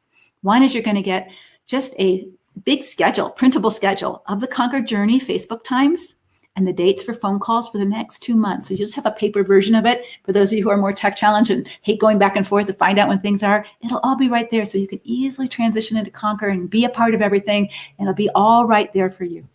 You're also going to get a free ebook. That's a very popular ebook in Conquer. And I know I could sell this, but I don't. It's called Before You Say I Don't. It's written by me and Marianne Modesti, a friend of mine who's also a family law attorney in Pennsylvania. And she and I talk about if you have to separate, how do you do that? When do you do that? What steps do you take ahead of time legally to protect yourself? If you were going to find a lawyer, if you needed to consult with a lawyer, if you need to hire a lawyer, what kind of lawyer to look for? What questions do you need to ask that lawyer? This book alone could save you thousands of dollars of misused legal funds when you hire the wrong lawyer, pay a retainer, and that lawyer is not the right lawyer for you. So this little ebook is absolutely free for you for joining Conquer. So you can't buy it on Amazon. It's not available anywhere. It's just available to Conquer Girls. And the second bonus is the second ebook, Walking in Her Shoes, which is the most popular blogs that I've written over the years and my responses to questions about, do I have to have sex with my husband? You know, what I say to my pastor, all kinds of questions. And I answer them. That'll just give you a real quick bird's eye view of everything as soon as you join. Without having to watch any videos, you can kind of get a great grasp of my philosophy, where I'm going, how you can start to begin to grow and heal. And I encourage you, girlfriend, this is the time. You're here for a reason. Do your work.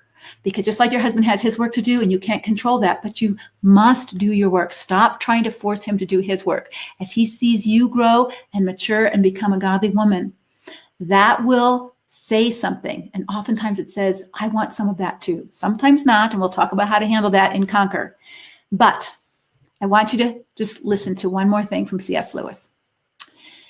You can't go back and change the beginning. Maybe some of you say, I wish I didn't marry this person, but you can't go back and change that. You can't go back and change the beginning, but this is what you can do. You can start where you are and change the ending. If you don't work on you right now, if you don't get some support and information that's biblically sound and the courage and the strength right now, you're not going to have an ending to your story that you like or that you're proud of. Conquer will give you the structure and support to make these changes possible.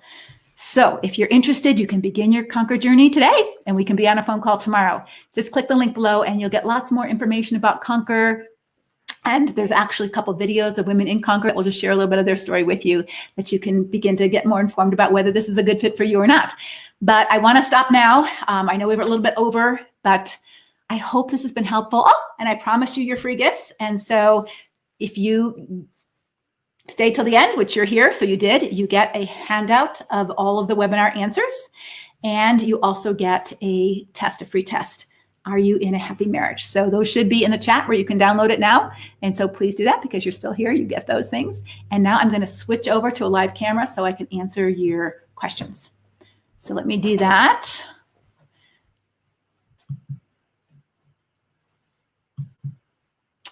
Hello.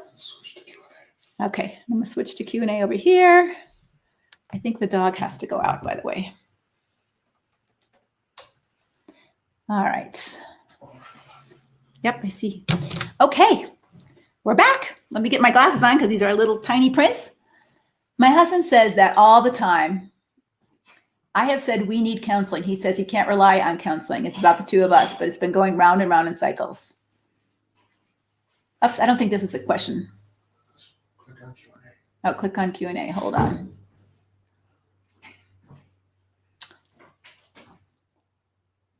I don't know where Q&A is. It's at the top left.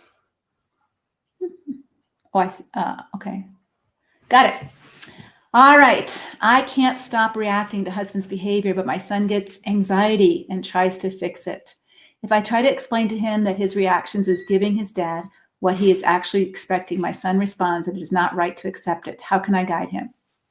All right. First of all, you have to work on you. And so when you're reacting, so here's the lie that we believe, and it's similar to what your husbands believe.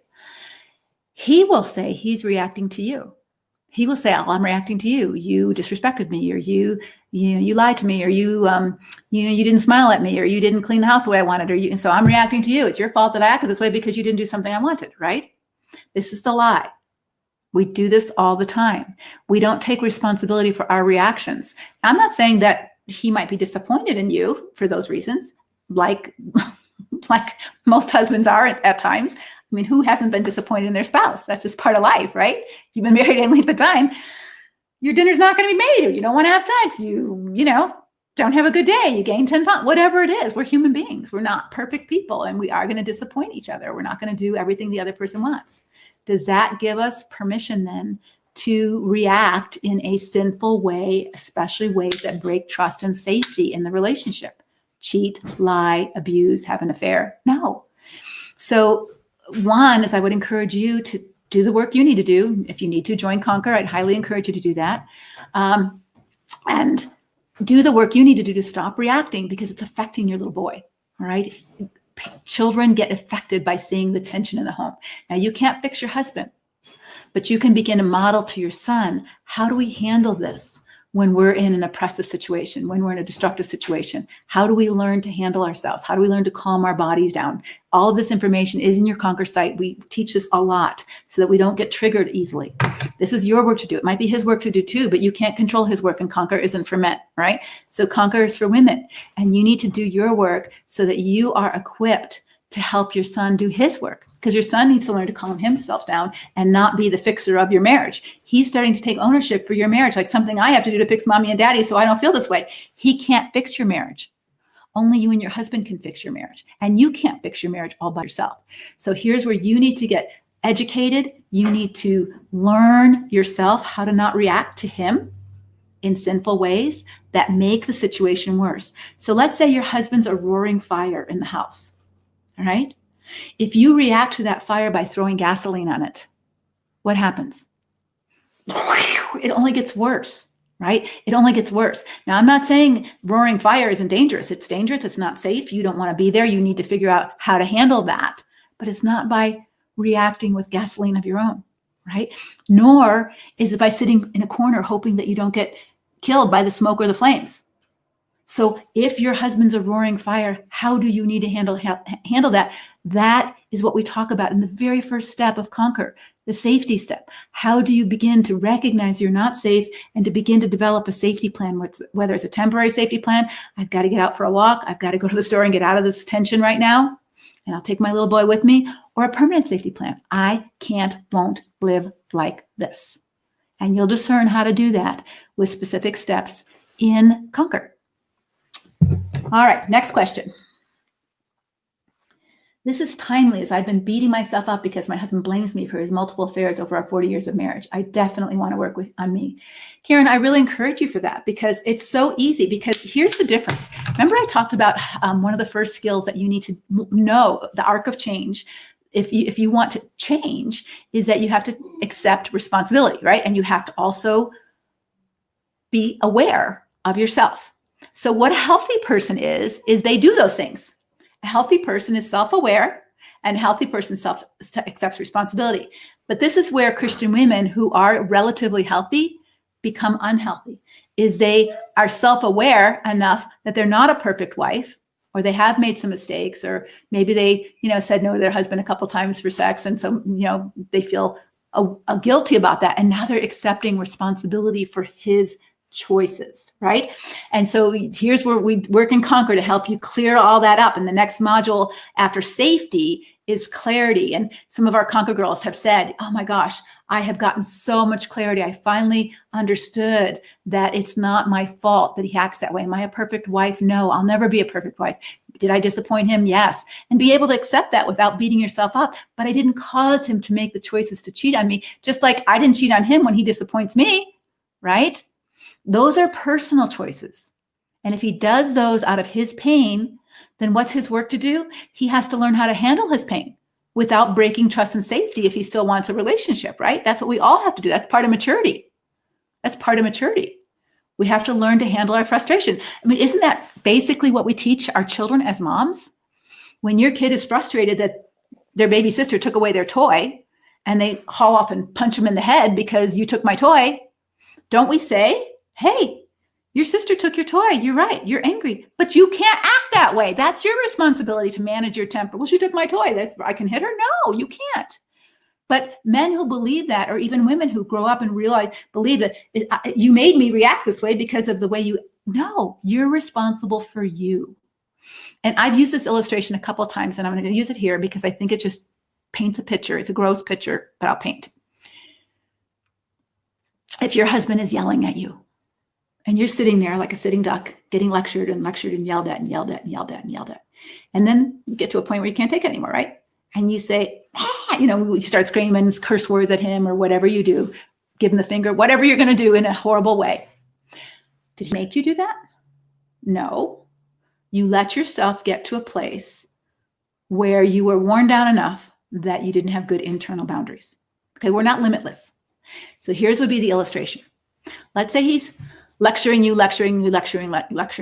And you're sitting there passive, like I just said, and you're feeling it. You're boiling inside. But what you're feeling is that, oh my gosh, I'm going to have diarrhea. I must have eaten something. My stomach is not good at all. All right. So you're self-aware of your body. You're feeling it. Would you just sit there and let yourself poop on yourself, all over yourself? Would you dishonor yourself that way because he's yelling at you? Or would you have a boundary? Would you say, I can't listen anymore. I got to go to the bathroom. You would take care of you. You're not limitless. You can't hold it forever. You can only hold it so long, and then it's going to come out because your body is your body, right? So we don't help you be superwomen. We just in Conquer help you to recognize I'm getting to my edge, and if I don't take care of me, I'm not gonna manage. The Bible says temptation, to let it out, or your body can only take so much. And so you would take care of you. That's part of that core strength that I talked about, being responsible for yourself. So if you knew you were going to have a big diarrhea mess, if you didn't head to the bathroom, you wouldn't sit there and let yourself be lectured. You'd say, I'm not feeling well. I got to go to the bathroom right now. And you'd go, right? I hope you would. In the same way, if you're feeling that you're going to verbally vomit all over your spouse because he's pushing buttons and pushing buttons and pushing your buttons, and you're going to explode, go take care of you before you damage your own self-respect and let your kids see you dishonor yourself in that moment, right? You don't want to have to clean all that up if you can help it. And you can help it if you pay attention. But oftentimes, going back to the blaming, they blame us, we become self-aware, and then we take that responsibility that it's our fault they acted that way. It's not their fault. If he felt tempted because he was lonely or disappointed or whatever, he has to own that, and he can do other things with that besides just go act out, right? Just go act out. No, it's not your fault. So I'm so glad you got some clarity on that. All right. Through your ministry, along with some others, as well as God, my eyes have been slowly opening up, seeing things so different, though I'm still unable to take the last step of a much-needed separation. Well, Laura, I understand that, and I would just really encourage you to join Conquer. Conquer is a strong group of godly women who help one another through these times, and you need people in your life. One of our themes for Conquer, actually, we're going to have a virtual conference, Conquer conference, just for Conquer girls in October, and you'll be invited to that as a newbie in Conquer. No non-Conquer people can come, but we're going to be having some amazing speakers. Chris Moles, who's a batterer intervention specialist, will talk to us about how will you know your husband's changing, as well as how to help your little boys not become like their dads. And Carol Kent will be there. Nachmed Abedini, the woman who advocated for her husband to be released from prison from Iran and then was being abused by her husband and had to tell the truth. She'll be there. So there'll be a lot of good speakers, but also we'll have lots of connection with other Conquer sisters to be able to talk to them about their journeys of staying well or leaving well, or how do they separate, all those kind of things, and workshops. So it's going to be an amazing conference, but you really want to be part of a community that can help you right now. You can't do this alone. And so our theme for this year in Conquer is Growing Stronger Together, because I truly believe that all of us do better together. You know, if I'm working out with somebody, I'm going to work out harder together with somebody than if I'm by myself. If I'm walking, I'm probably going to walk farther and faster together than if I'm by myself. I think we just do life better together. And now more than ever, we feel more isolated, not just because of COVID, but just because of, you know, church not being around, and churches have been lacking in some ways in terms of community. We're not able to be honest with one another. And so in Conquer, we're pretty raw and pretty real. We still try to be godly and all that, but we're not faking it. So when we're having a bad day, we're pretty honest about that. When we're not handling ourselves well, we're pretty honest about that, so that we can come to one another's aid and support. Because when you're weak, one of your other Conquer sisters is strong. And when you don't know the way, another Conquer sister has walked that journey. She has separated already. She has been divorced already. She's figured it out. She's learned to rebuild her life, and she can begin to share with you some of the steps she's taken. She's found a job. She's been able to hire a lawyer, those kind of things that you just feel overwhelmed with all the things that you might have to do in those moments. And you're just so scared. You need people to just go, oh my gosh, I don't know what to do next. And they're going to be 50 people who give you some guidance. And these are all godly people who want to do what's best for you. And you don't have to take their advice, but at least you've got some advice from people who understand what you're going through. All right. Do these offers apply also to those single dating? So Susanna, I think what you mean is, can you join Conquer if you're single? And yes, you can join Conquer if you're single. If you've had so here's what it would be for you. If you've had a history of putting up with bad boys, or you've had a history of unhealthy relationships, and you're wanting to make sure that the next person you date, or hopefully if you're going to get married, that you don't pick someone who's going to be someone who's not a good choice. Just because he's charming doesn't mean he has the character to sustain safety and trust in a relationship. Again, romantic love is a draw for us as women. We love the romance. We love the love bombing, the flowers, the gifts, the sweeping off our feet. He's all into me. Those are sometimes red flags of poor character. And they try to sweep you off your feet so fast so that you can't even look at the character. You're just enamored in la la land. And so we really try to help women understand that, because you may be single, and some women who are going through divorce are maybe thinking, if they've been divorced for a couple of years, you know, if I date again, how do I make sure I don't repeat this pattern? Because sometimes if we haven't done our own work, a lot of times women who have not done their own work marry 2, 3, 4 times the same kind of person. I was just doing a podcast with a woman who's on her 4th marriage, and she said, I never did my own work. I always thought it was him. It was him. And it was him, but it was also her, in that she picked those kind of men, and those kind of men picked her because she had some qualities. And we talked about that in a Facebook Live. Sometimes we have some unhealthy qualities, but sometimes we have some great Christian virtues. We're long-suffering, we're loyal, we're faithful, we're forbearing, we're very forgiving, we're very nice. And so we put up with behaviors that we shouldn't put up with, because we're not balancing those good virtues with wisdom and discernment about when not to put up with it and when to call a spade a spade. So you can join Conquer if those things are things that you need. If it's not things you need, then Conquer wouldn't be the right group for you. All right. I've been married for less than 2 years, and I'm in a destructive relationship. Ruth, I'm so glad that you're recognizing instead of 42 years, because we have a lot of women who've been married a long time because of bad advice and staying.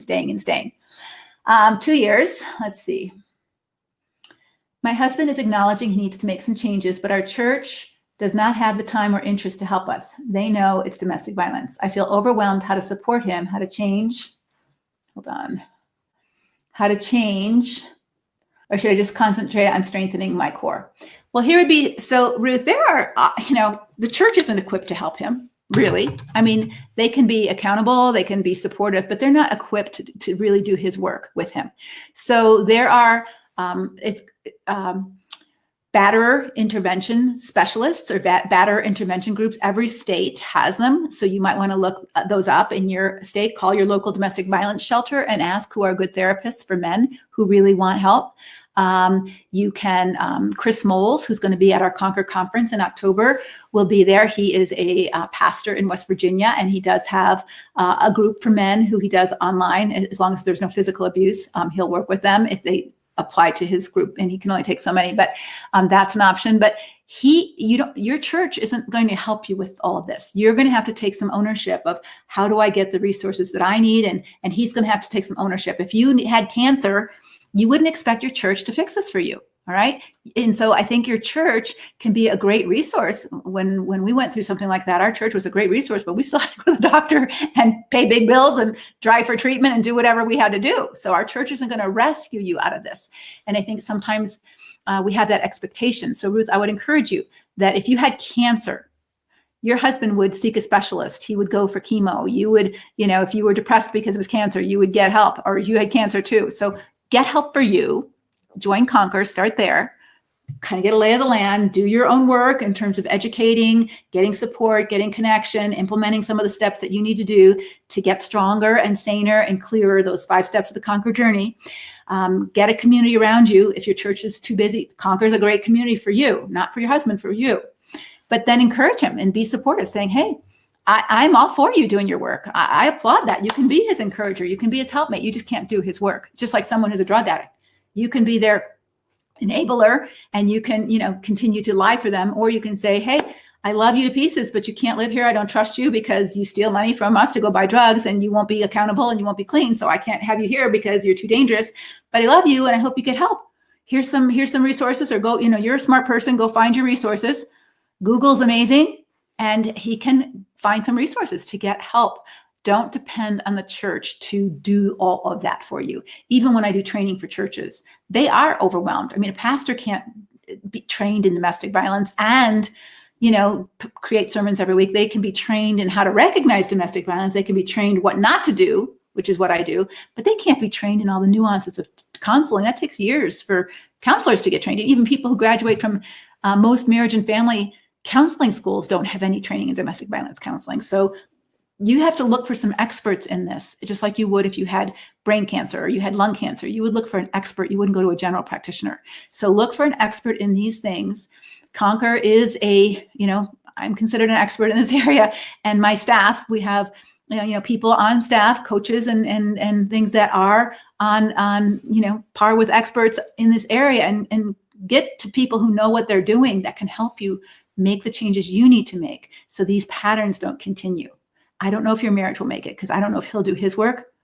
But if he doesn't do his work, that doesn't mean you shouldn't do yours. So join Conquer or get some help and do something. All right. Is this a good program even if someone has just divorced? And we have a lot of women in Conquer who are divorcing or have divorced. It depends on your goals. So I think part of it is, first of all, if any of you have gone through divorce care, I'm pretty big in the curriculum there, and they've just redone the curriculum. And I hope, I'm still in there. I don't know how big of a part I haven't seen the new curriculum yet, but that they advise you not to get remarried for a while because you have work to do. You have your own work to do. You have your own healing to do.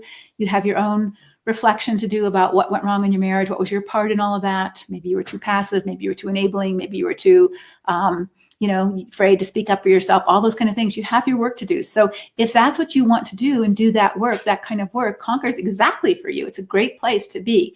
If you're more focused on how do I find a new husband and, dating and all that, probably that's not what we're focused on. We certainly will, we have some videos on how to form good relationships, but we're not focused on, rebuilding your life after divorce. There's other programs for that, but that's not really the essence of Conquer. Conquer is how do I become the woman that God called me to be? How do I grow into a mature, healthy, godly woman, whatever circumstance I'm in, whether I have cancer or whether I'm in a destructive marriage? Our curriculum is geared toward women in destructive marriages, so it's more around those themes. But I think whatever situation we're in, we can have struggles. Parents of autistic children may have struggles with with all of that, and they may need a support group for that. So our support group is geared around women in destructive marriages or getting out of destructive marriages, and healing and health for them, as well as growth and maturity through the circumstance of this hardship that you've been in. So yes, it would, if those are the things that you want.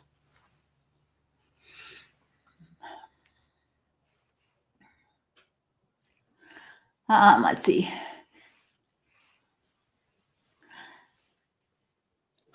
Sue wants to know, how would I continue to heal from my husband who's in denial of the diagnosis from a neuropsychologist? He has a personality disorder with grandiosity. Thank you.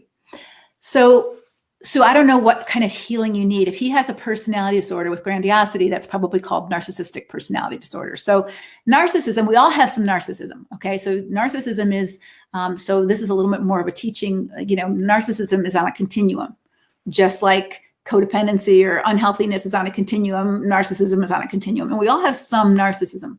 Like if it was your birthday, wouldn't you expect to have everybody celebrate you? That's a kind of and it's not a bad narcissism. It's, it's me first today, my birthday. Or if you were in the emergency room and you had cut off your hand, wouldn't you expect treatment faster than someone who had a toothache, right? Or who had a broken arm, right? If your arm was cut off, you would expect that your needs would be more important than their needs. So there's a healthy narcissism where you stick up for yourself, you push yourself to the front of the line, you say, my needs are more important than your needs. Not that I don't care about your needs, but my needs are more urgent right now. And they are, all right? And there's nothing wrong with that. That's a healthy narcissism, all right? But there's unhealthy, my needs are always more important than everybody. Your needs don't matter. You are here to serve me as a lifestyle pattern, as a way of thinking. So narcissism can go all the way from healthy to narcissistic personality disorder, where it's pretty fixed. And so if your husband has that personality disorder, again, I don't know what other things he has with it. So in Conquer, there's a video called The Dark Triad.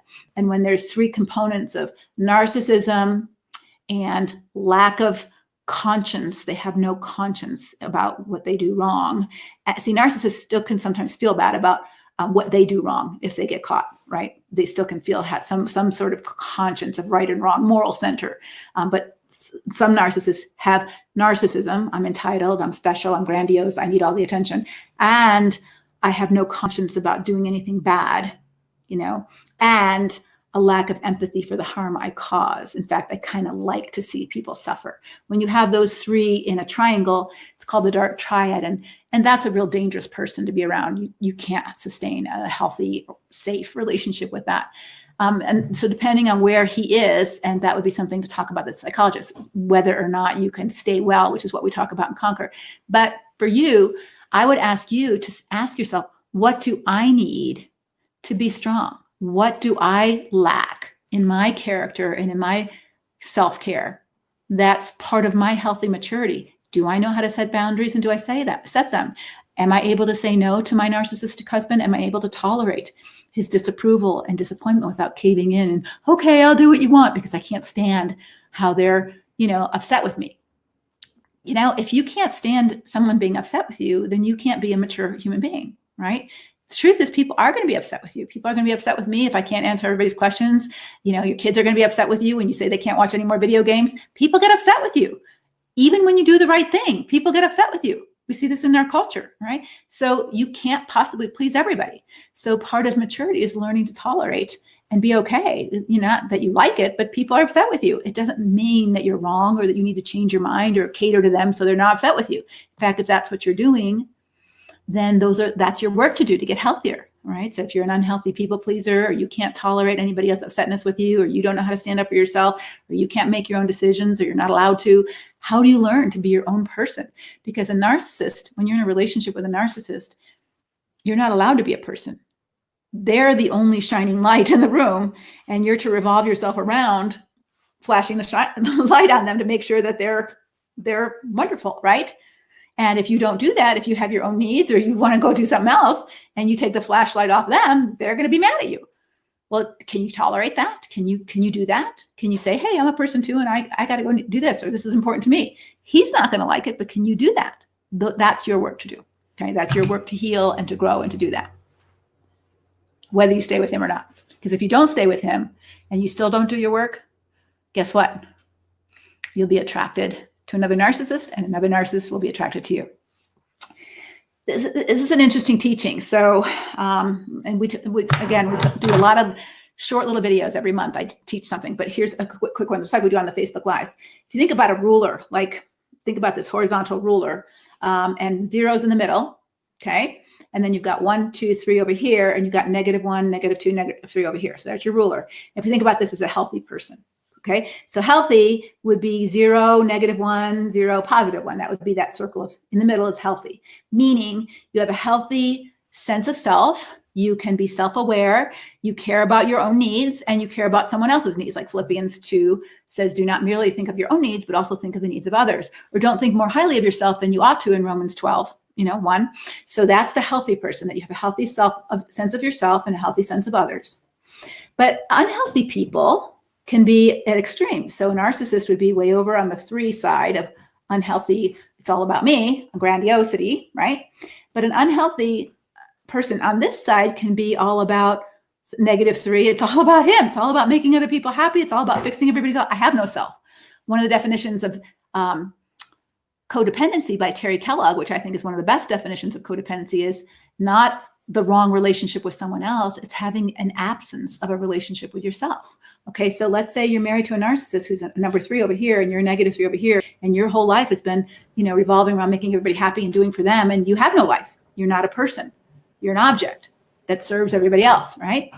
So let's say the narcissist leaves you, or you leave the narcissist, but you don't do your own work and you stay at a -3. Guess what? A new +3 will find you, and you will find them, right?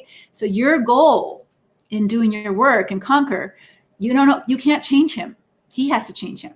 But your goal is to move towards -1, right? It doesn't mean you're going to be a narcissist. It means you're going to be more healthy about taking care of you and knowing your boundaries and having, self-respect and self-care. But as you're moving toward them, when you're married to a narcissist, they're going to call you selfish, because when you're over here, you meet all of their needs. You revolve around them. When you stop doing that and you start moving towards more healthy behaviors, of course, they're not going to like it. It throws them off balance. You're not orbiting around them anymore, right? And it starts to destabilize you, like, oh, am I doing something wrong? So this is why it's so important as a woman that you do your work. That's why Conquer is about you doing your work. Don't join Conquer saying, I want a video on how to change a narcissist. A therapist can't change a narcissist. You can't change a narcissist, okay? You can't change someone. Even if they want to change, okay? I'm just going to give you an illustration. Let's use the unhealthy eating example. Let's say your husband is unhealthy in his eating habits, and he says, I'm so unhealthy in my eating habits. I want to eat healthy. So can you please cook for me a healthy meal? And so you say, okay. And so you cook for him and you cook healthy meals. And he's eating potato chips and Snicker bars while he's watching TV at night. You say, wait a minute. I thought you wanted to eat healthy. Well, I need my Snickers tonight, or I need my beer tonight, and so no matter what you do, if he's not committed to doing his work, you can't make him healthy. All right. And so just get that off your plate. Conquer is about you doing your work. That doesn't mean you can't be kind or helpful, but don't take it right out of the lie in your head that somehow if you were the right kind of person, or somehow if you said the right thing, he would get it. Jesus said the right thing to Judas. He said the right thing to the Pharisees. They didn't get it. They didn't want to get it. It's not your fault. But do your own work. Don't join Conquer to do his work. Conquer will help you do your work to get healthy. All right. Let's see. Heidi's saying, this is tricky. I'm leaving my church because on-staff therapists broke my confidentiality and I feel like they were not keeping him accountable. Yeah. This is really important. I have a group, in addition to Conquer, I have a group for church therapists or Christian counselors who want to learn more about this. We talk a lot about this because churches are kind of sloppy on that. And so if you go to a church counselor, make sure the first question you ask is, what is your policy on confidentiality? First, a licensed counselor, which many church counselors are not, but a licensed by the state of wherever they are. I was a licensed counselor. A licensed counselor is required to let you know the limits of confidentiality before you open your mouth. They're required to do that. So if you go to a therapist and they don't tell you the limits of confidentiality, for example, so I used to say, in my sheet that they would sign before I ever let them in my office. If you tell me you're going to kill yourself or you tell me you've harmed a child, I will not keep that confidential. Those are the limits of confidential. Everything else I'll hold confidential, but those two things I won't. All right. So what are the limits of confidentiality? When you go to your church counselor, that's a question you need to ask. If they don't say, where are my records stored? Are they in a locked file? Or can any old secretary or janitor open up the file drawer in the office and read about what's happening in my counseling session? What are the limits? And so if your church counselor is a licensed counselor and they've broken your confidentiality, you have some reason to complain to the board. If they're just a church counselor and you didn't know that, that's a shame. But for all of you, if you go to a church counselor, please ask. Your first question is, what are the limits of your confidentiality agreement? Do you keep confidences, and where are my records stored? So that you make sure that what you're telling is private if you don't want it to be known to other people. Let's see. Carmen is saying there are so many things he's done that now he's accusing me of doing. Infidelity, lying, hiding finances. I handle the finances until he decides I'm doing it wrong. Takes it over for a month or so.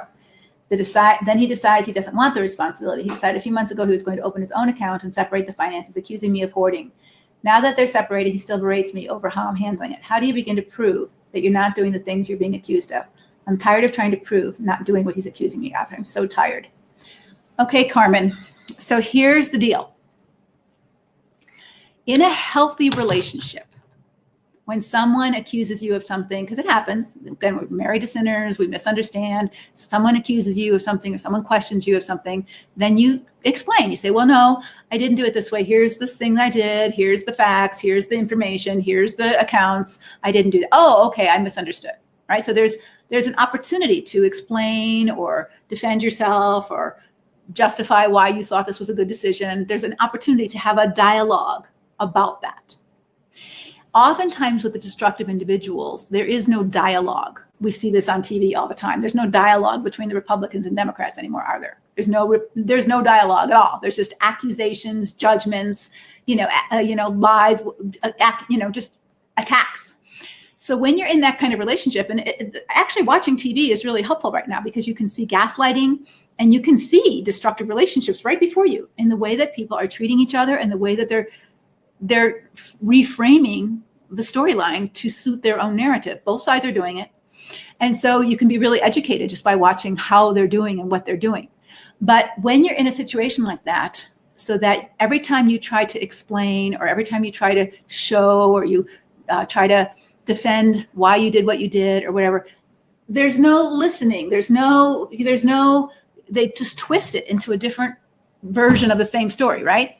So when that's happening in a conversation with someone, your job is to stop, right? So we call it in Conquer, no more jading, Jade.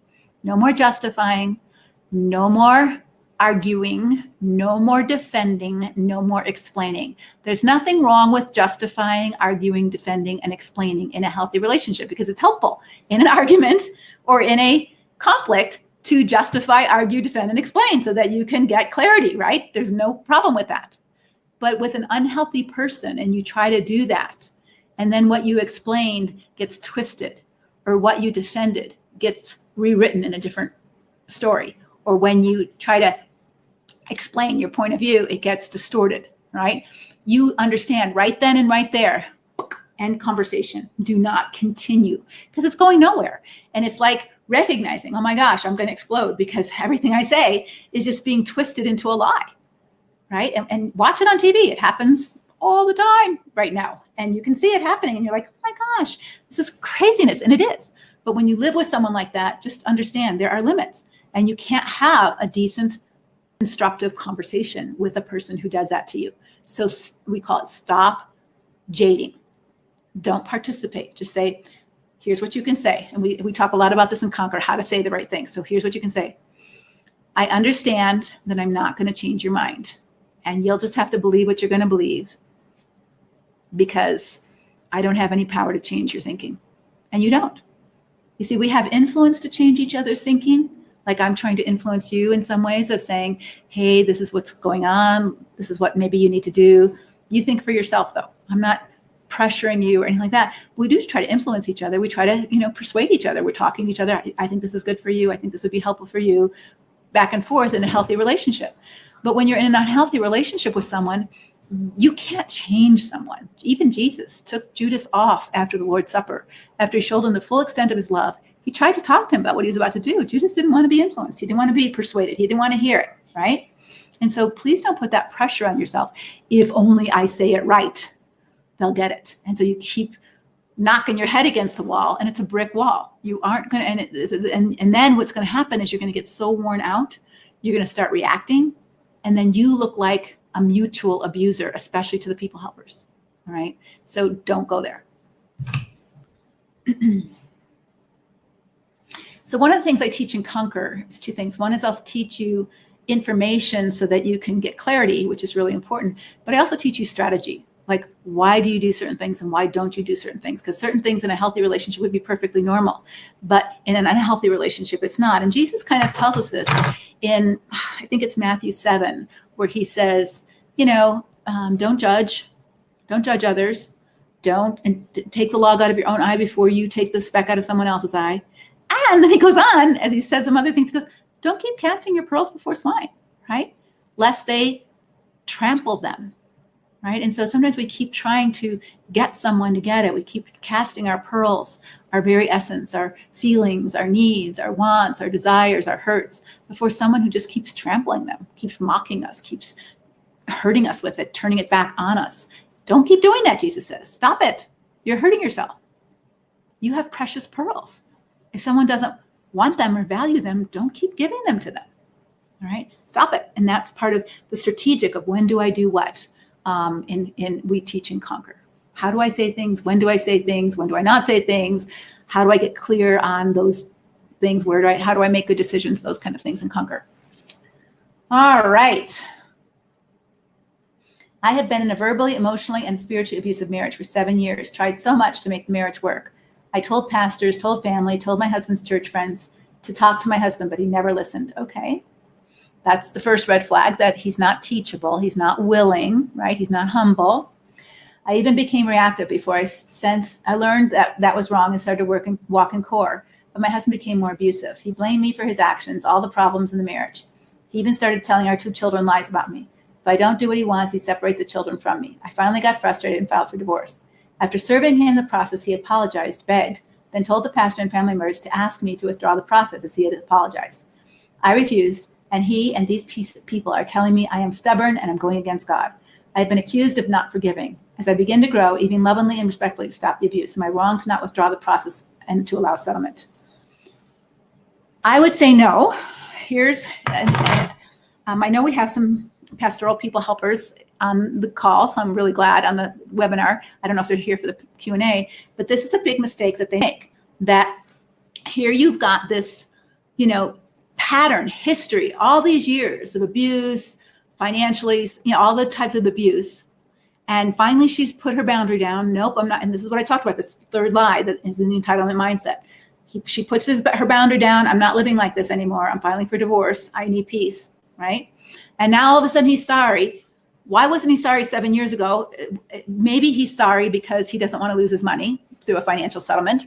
That's often the motive that brings about the sorry now. Or maybe he doesn't want to lose his children. We'll just, I don't know his motives. So, but we don't trust him. We don't trust him because for 7 years, she's been married for 7 years, she's been saying, ouch, stop, I don't like this. I'm telling my church, he doesn't listen. And now when he's faced with the consequences of his behavior, I can't live with you anymore. Now he's sorry. All right. So words are meaningless.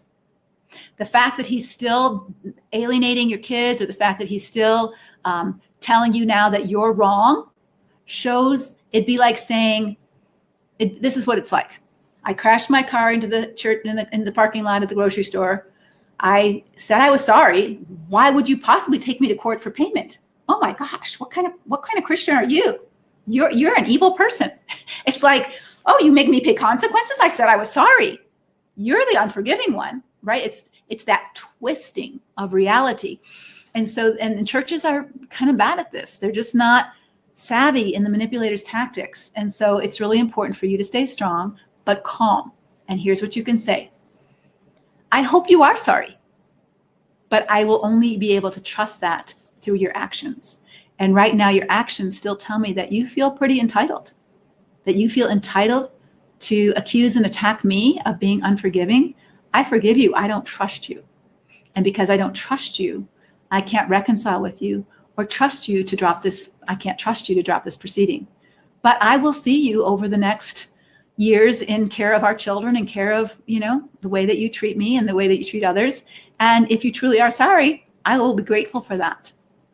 And praise God.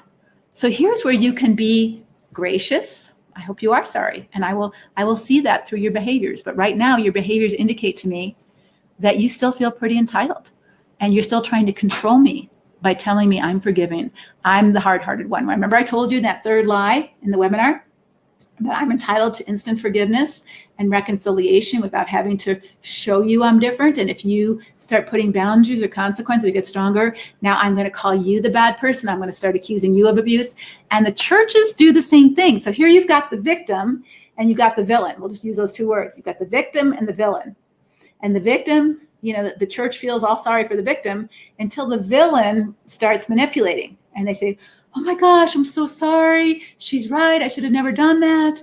Oh, pastor, I'll do anything. I love my wife. I love my child. I want to stay married. It honors God for me to stay married to her. Look what she's doing. She's breaking up our home. Now she's the villain. She didn't break up the home.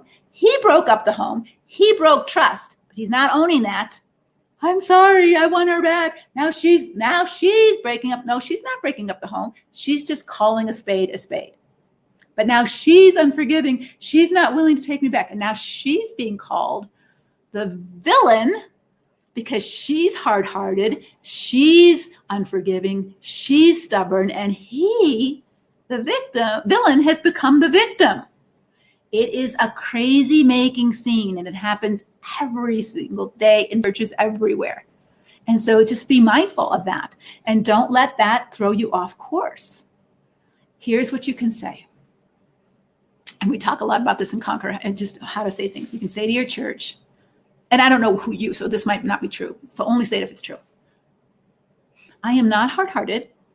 I have forgiven him.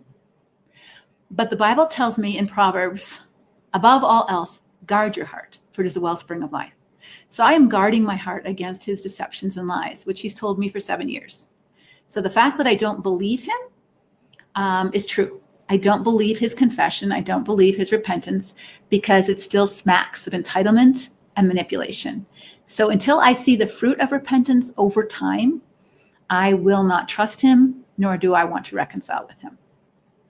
So I'm not hard-hearted and I'm not stubborn. I am wise and discerning, and I am guarding my heart.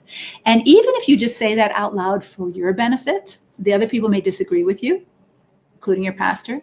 Even if you said that out loud for your benefit, that helps you solidify in your own spirit. It's okay for me to do this. Above all else, guard your heart. It is the wellspring of life. I am not going to get snookered by this man again. I'm not going to get snookered. I'm not going to get deceived.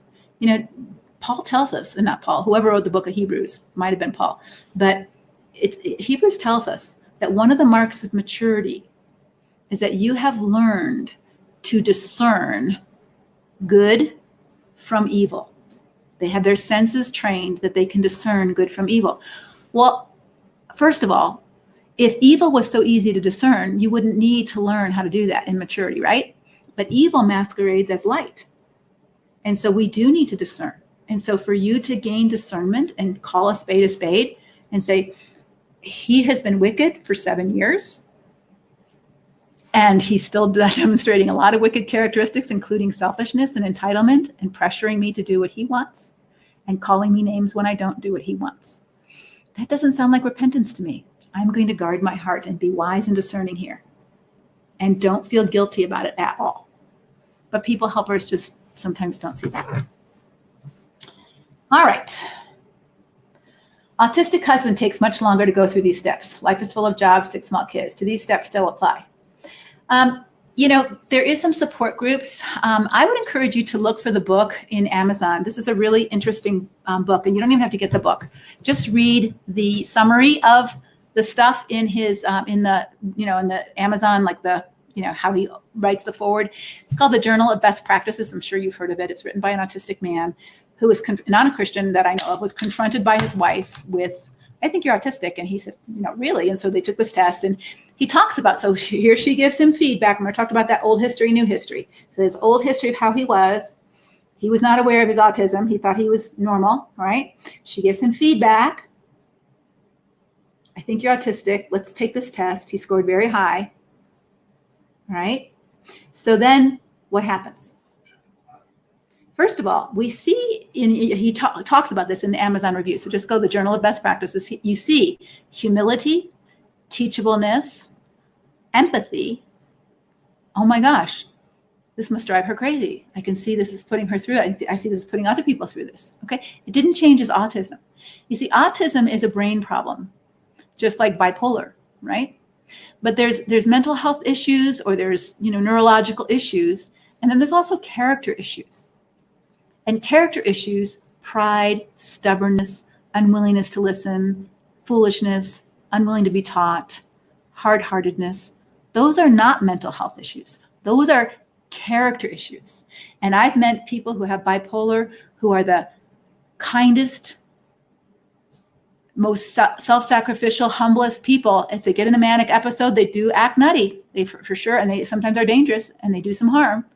But because they're humble and teachable, they're willing to receive the feedback of the people in their lives saying, I think you're getting a little manic. You better call your doctor for a med check. And they do. That's the difference between someone who's got a problem and they're willing to own it and get the help they need for it, and someone who's in denial or too stubborn or too shamed or whatever they are to deal with it. You can't fix that character issue for them. You can have compassion on the neurological problem or the mental health problem, even the physical problem. Somebody might have diabetes, right? And you can have a lot of compassion, because when their sugar goes low, they might get more angry or more confused or more whatever. But if they're not taking care of themselves and they're wrecking their health, and then they expect you to just live with it, that's not a diabetic issue. That's a character issue. And those are areas that God calls us to speak into one another, because we're called to grow into the character of Christ, not to stay stuck in pathological or unhealthy, bad character issues, right? Put off the old man, put on the new, right? Even if you have mental or physical ailments like Paul did. I've got an ailment in my eye, my weakness is there. But in my weakness, God is still strong, because I have a humble character that can admit that and understand that and work with that, right? We're not Superman or Superwoman. We're fallible human beings, and we have limitations. But when we can accept that and get help from that, or be accountable for that, then so autism is one of those limitations neurologically. But if he's owning that and accepting that, there are specialists who help couples with that to learn on building a better relationship with that. And I would see if he's willing to do that. But Conquer, in the meantime, or other support groups for wives of autistic husbands would be helpful for you, because this is a hard journey to live alone. My husband relapsed after 18 years of sobriety when marijuana became legal. I told him I didn't want to be with someone who was high. I stopped having sex with him because I couldn't tell all the time if he was high. He told me he was going to have to go elsewhere for sex, so he started looking at porn. After a month of looking at porn that I know of, he and a behavioral health episode where he had to be hospitalized, he said he's all better. He doesn't want to do anything to show he's better. I have asked him to leave and he won't. We have 7 children and I can't leave. I feel lost. My husband says it's my fault he relapsed because I was ignoring him. I told him he never tried to talk to me about how he feels. Now he says he's being punished because he didn't talk to me about my issues. Now we just live in the same house and hardly talk. I know we still love each other, but he won't get help for himself. How do I set boundaries and know that I'm doing the right thing? Well, Dana, there's a lot of issues here. And so obviously I'm not going to tackle all of them, but I would say 2 things. One is do your own work. So obviously you have some work to do. That, whether it's bitterness and resentment, or you haven't spoken up about what you need. Obviously he hasn't spoken up what he needs either, but start with you. All right. And as you're developing core strength, then you say, hey, I'm going to own my side of the street.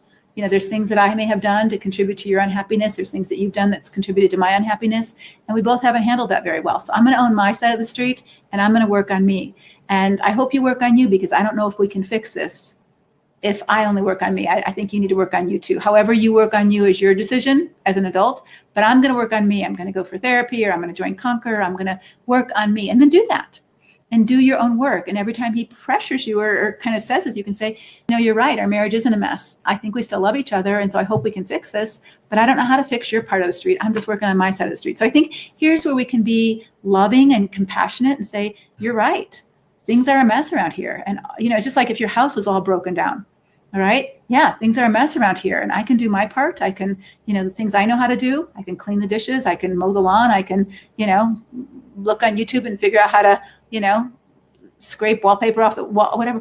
But I can't lift, the heavy lumber that you put in the yard 10 years ago. I can't take out that rusty old tractor that's there. I can't do your work.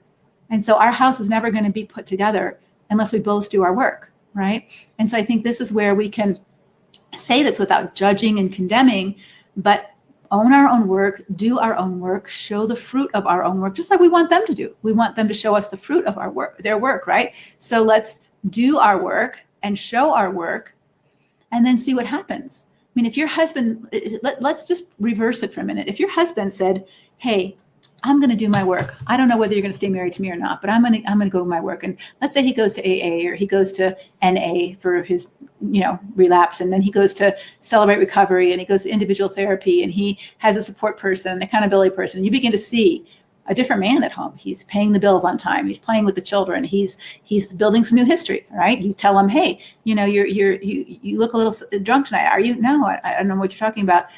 You could take a blood test or so. I didn't. I'm tired, or maybe my blood sugar's a little low. So you talk about things. He doesn't get defensive. He doesn't get argumentative. You see, there's change. If you saw that in him, would that not motivate you to do your work too? Yeah, maybe. So maybe if you do your work, that might motivate him to say, wow, she's not blaming me for everything. She's doing some of her work. It's not only up to me to fix this, but maybe I have to do my work too. So if you can be doing your work with strength and dignity as your clothing and still say, I am doing my work and I think it's showing, but I can't do the work of rebuilding our broken trust all by myself. I can forgive you, but I can't trust you. And until you do your work, I still can't trust you because you don't tell me the truth or because you don't keep your word. When you say something, you'll do and you don't do it. Or you don't, we still haven't been partners in this marriage. You still want to treat me like I'm a child that has no say or no brains. That's not true.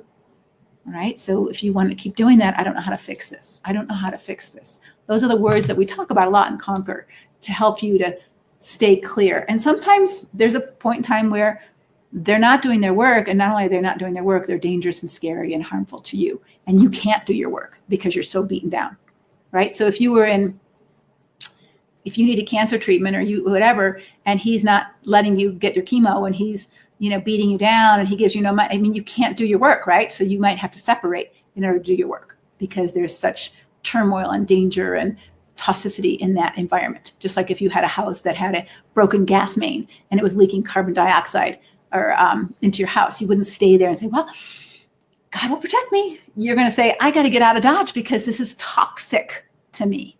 And if it's that toxic, and in Conquer, you'll learn how to discern that, the safety plan. All right. Martha, I do not know what to do. I am not physically abused, 33 marriages. I have no hope. How do I get hope? Well, I think this is where you have to do your work. Put your marriage in its proper place. Do not hope in the outcome of your marriage. Hope in your growth. Hope in what God can do in your growth and in your maturity, and do your work. Put your hope in who God is. God is a good God. He has your back. He has your welfare in mind. If your marriage doesn't make it, it's painful, but it's not the end of the world. You can get through that. Other people do. And so here's where you have to not have hope, but you have to start taking ownership of your life, of your story. C.S. Lewis, like I said at the end of the webinar, C.S. Lewis says we can't change the beginning, but we can start right now to begin to change the ending. Martha, you have hope that God has you here for a reason, and you're watching this for a reason. Click on the Join Conquer and read the journeys of other people. Listen to the stories of some other Conquer women and join and do your work. Get some support for you. Do what you need to do to take care of you. And you will find yourself having hope that God is real and he's good and he's going to help me through this. And I don't know what's going to happen in my marriage. That's where you have to let go of the outcome and put your marriage in its proper place.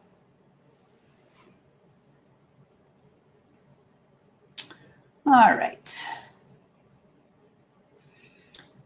Maria says, 1 year ago, my heart was broken as I discovered my husband has an emotional affair with unbelieving women. I was shocked that I can lose my family. Husband was very rude toward me and threatened me that I need to come back to my country and our son will be with him.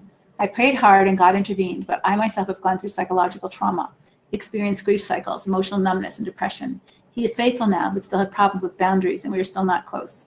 My heart remains broken, and I cannot completely trust my husband yet, but we live together. I am financially dependent, and I'm orphaned. I don't have either close people in my life. I'm still emotionally numb because emotional pain was unbearable. All right, Maria, it sounds like, you've got some trauma that you may need to deal with, and you said you're financially dependent. So it seems to me that some of your work is this, that you need your own healing. And I think here's part of repentance. If your husband is truly repentant, then he knows that what he did caused you some damage, right? Just like if you crash into someone's car, you know that what you did caused some damage, right? And you're willing to understand that that damage may cost you in time or energy or money in repairing that, right? So I think to be able to say to your husband, it may not just be what you did to me, but because I'm orphaned and others, you have abandonment trauma. We talked about this in Conquer just recently, abandonment trauma, I have some psychological trauma, emotional trauma, and I need some healing. So maybe you need some therapy, maybe you need some trauma treatment to help you get past this. And here's what I'm going to say, and I don't want you guys to misunderstand me. So I'll try to say it as gently as I can. But part of adulting, we see right now kids who aren't fully adulting yet. And I'm not talking about what's on TV. I'm just saying kids who are living with their parents too long, who are not assuming responsibility for themselves as an adult. But adulting means that you're capable of managing your life.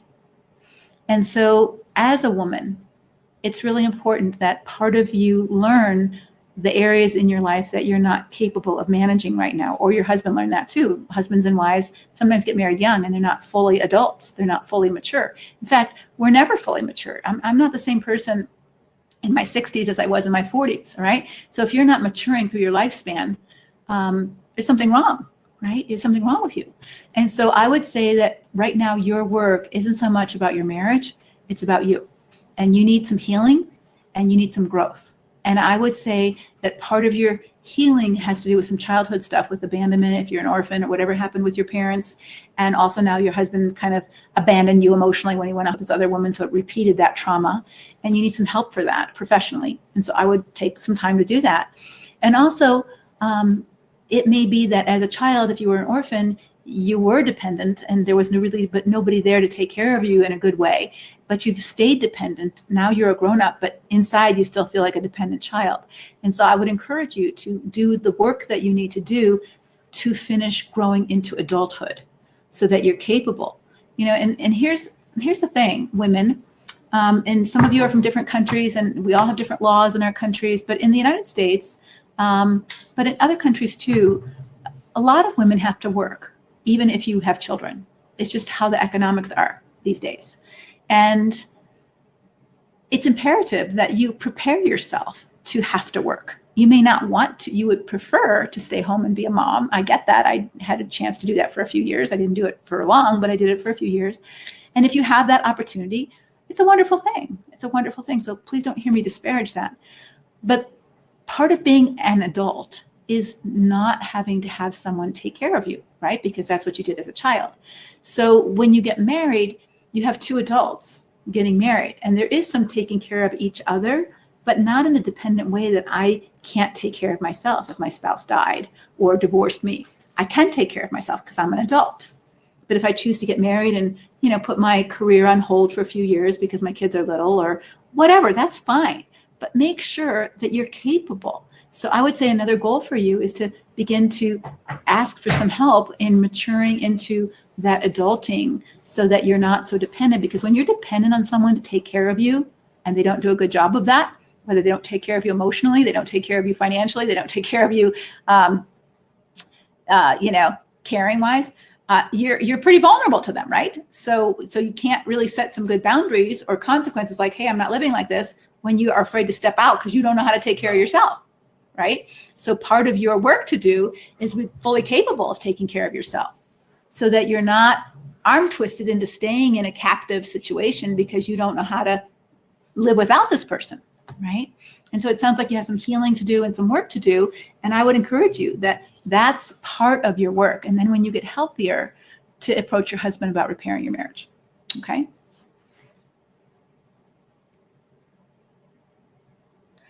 I'm not allowed to spend money to get help. There is no hope for me, it seems. What am I to do? I think that, again, so you're controlled. I think you can get free help from a domestic violence shelter. So that's one way you can get help. I offer lots of free stuff on the internet. You can start doing your homework. You can start researching. You can apply for a scholarship for Conquer. We do have some scholarships. You can do that and apply there, but you got to do your work. So if you apply for a scholarship and then you don't get on the Conquer membership site and do your work, now I'm going to take the scholarship away, right? Because I'm going to give it to someone who's really ready to do their work. So this is part of your journey to do, is to say, I have to learn to be more resourceful versus just being a victim and having a victim mindset.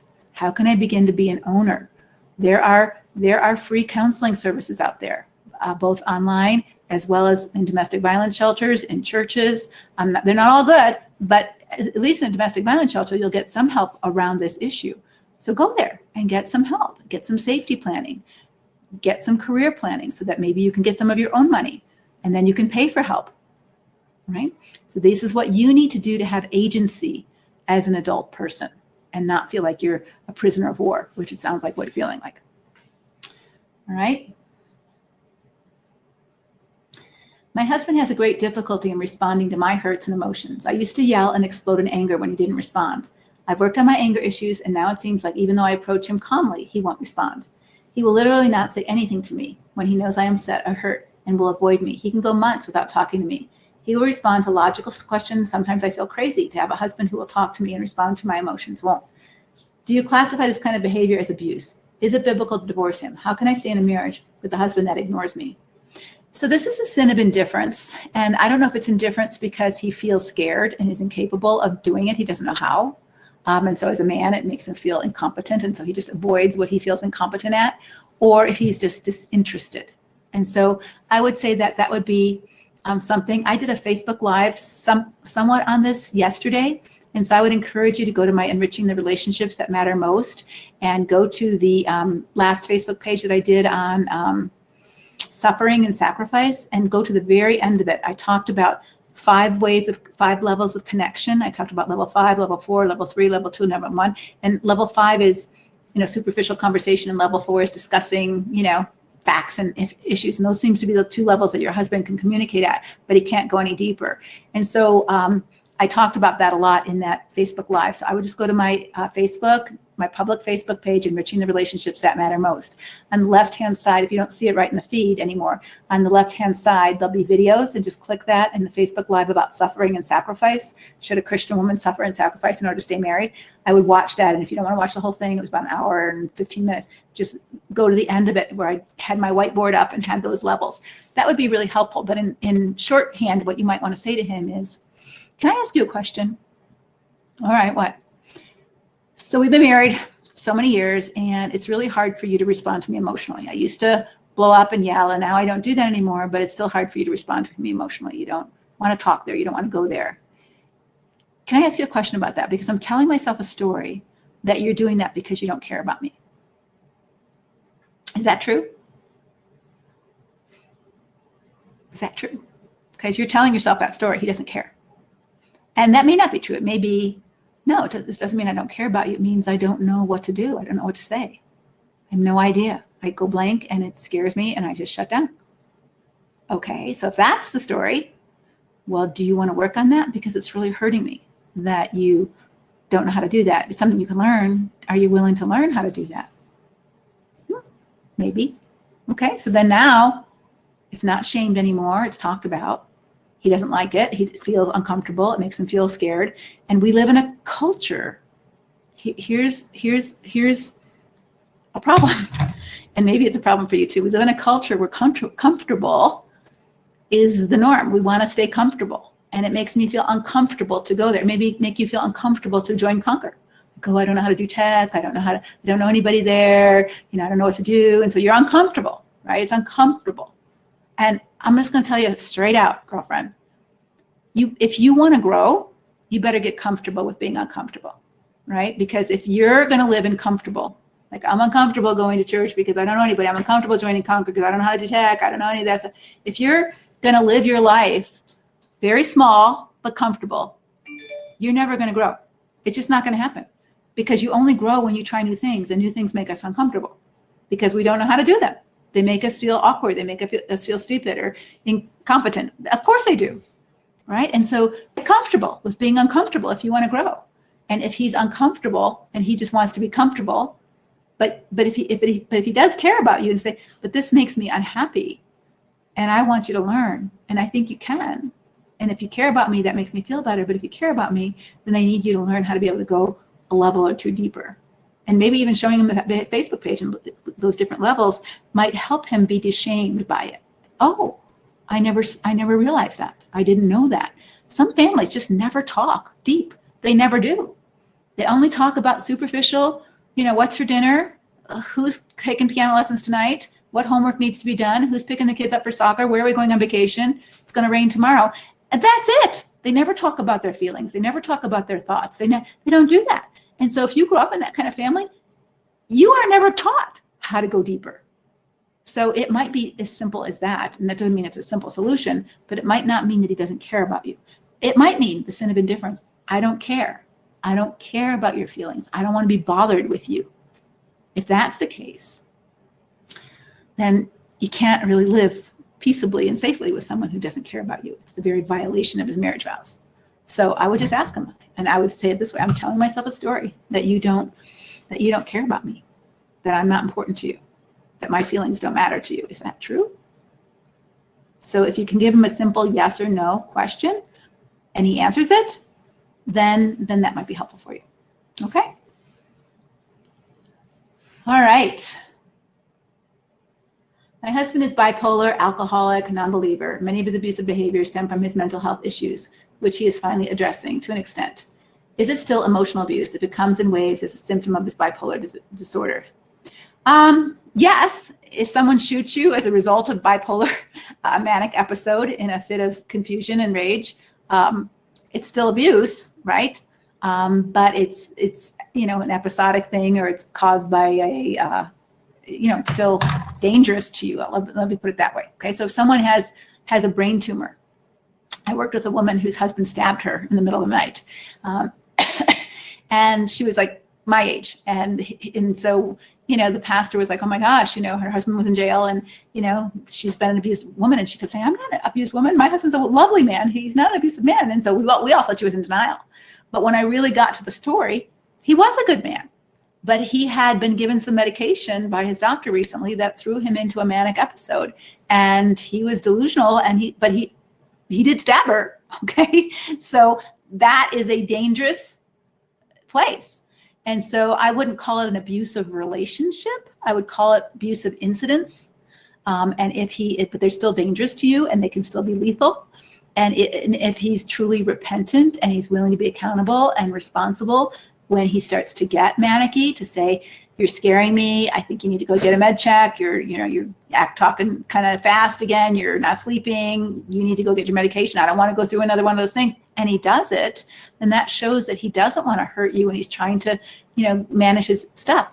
If he tells you to he's not listening and he doesn't care what you have to say, well, then understand that either his delusion is too far gone to listen to reason, and you need to exit the situation, not sit there as a sitting duck.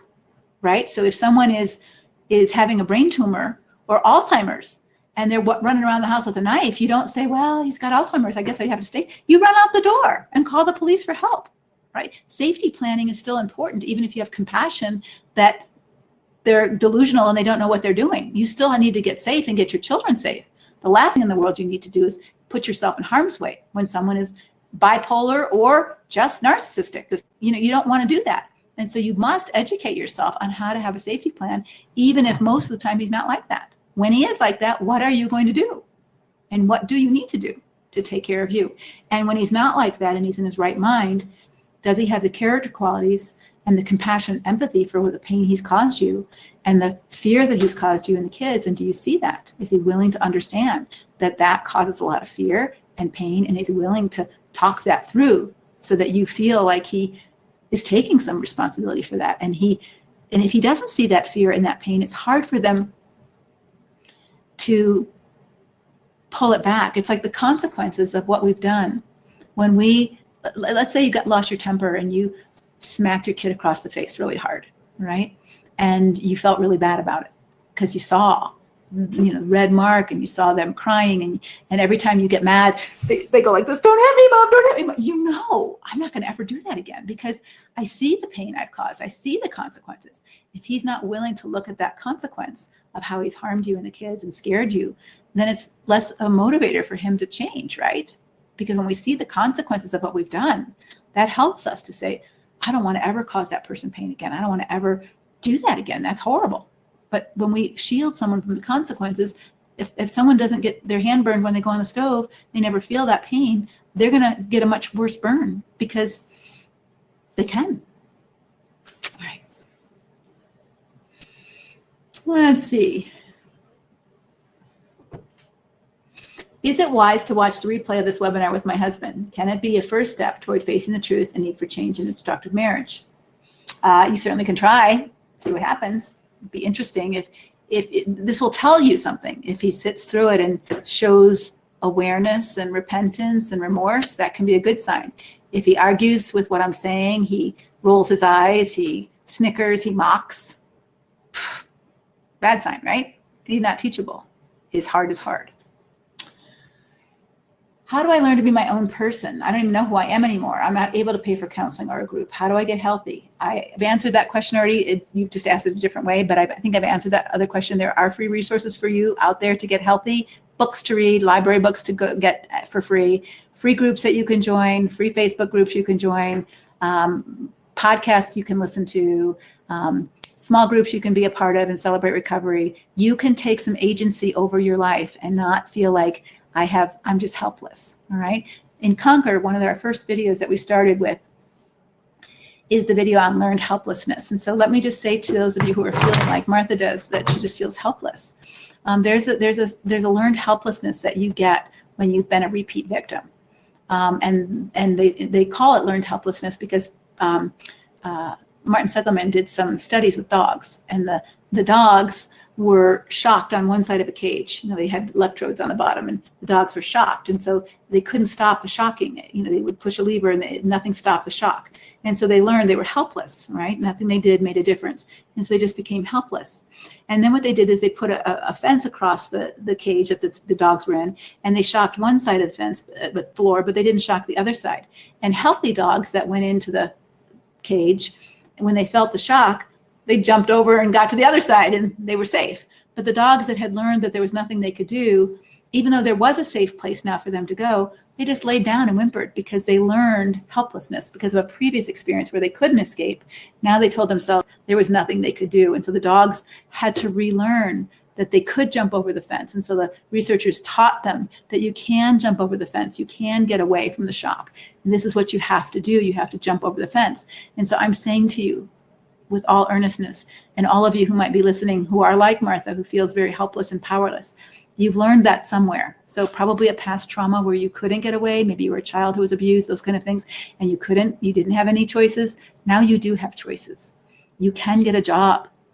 You can work part-time. You can start to go to church. You can volunteer somewhere. You can go to a domestic violence shelter and get some free help. You can go to the library and read books. You can watch podcasts, and you can watch all the free stuff I do. I have a blog every week that I've written for 10 years. You can be a part of that community. It's totally free. And educate yourself and grow and learn. There are things you can do to jump over to the other side of the fence if you want to do that. So I would encourage you strongly to do that.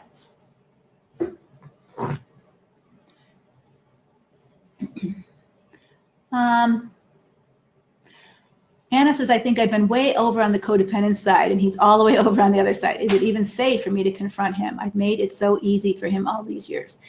I wouldn't worry about confronting him right now because confronting him is not going to change anything. I would worry about you moving more toward the middle.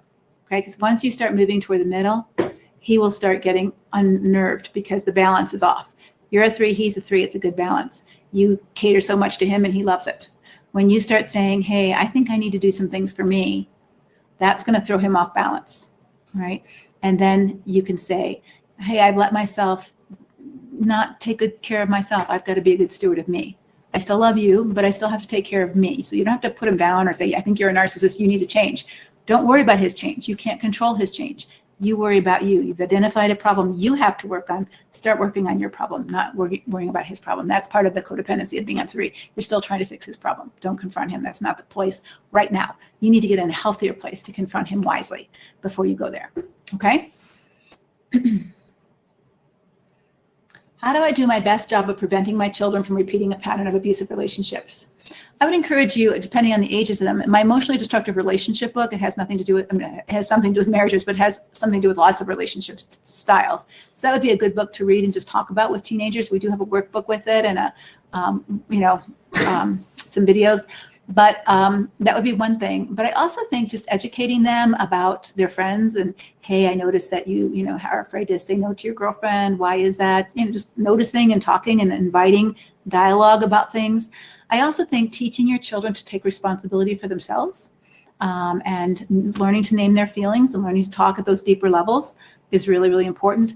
I have a bunch of videos in Conquer about that, how to be a good parent, what are the essential skills that you need to teach your kids, and how do you need to teach them those things, and what's parental alienation, all those kind of things. So there's a lot of teaching in Conquer about how to do that. But I'm glad you're aware of that, because it's really, really important that we teach our kids what healthy and unhealthy looks like. And just like this webinar, if there's not mutuality, there's not reciprocity, there's not freedom, I think you can say to your kids, hey, I noticed that in your relationship, you don't seem to be able to tell your friend no. When you were going to stay home today and play with your brother, or you were going to go out with your friend, and now your boyfriend called, and all of a sudden you told your friend you couldn't do it because he wants you. Can't you tell him no? That concerns me, right? So these are things that you can begin to share with your kids about the essence of good relationships. Could you give me examples of gaslighting?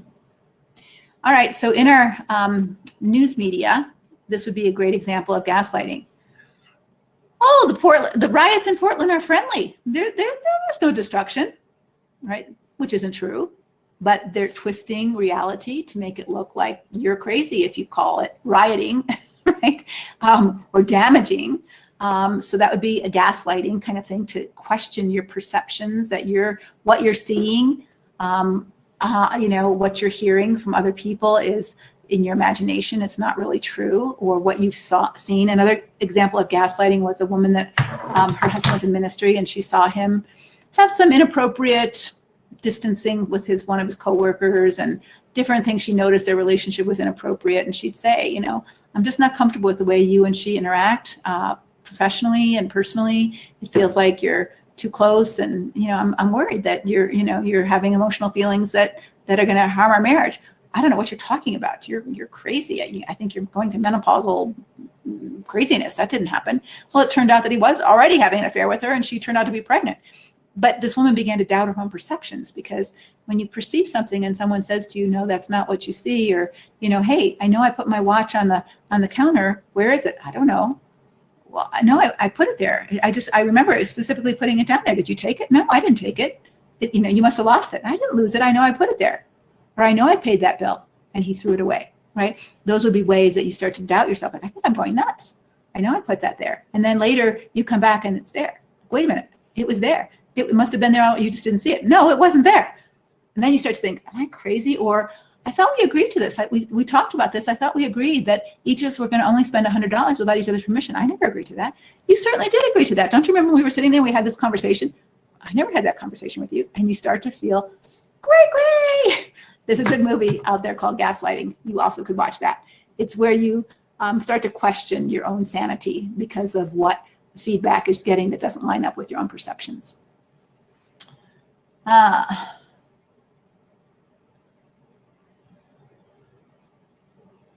Let's see.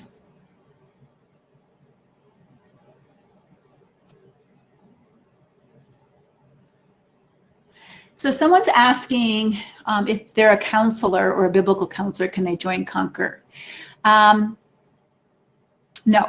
So you can join Conquer if you're a woman in a destructive marriage.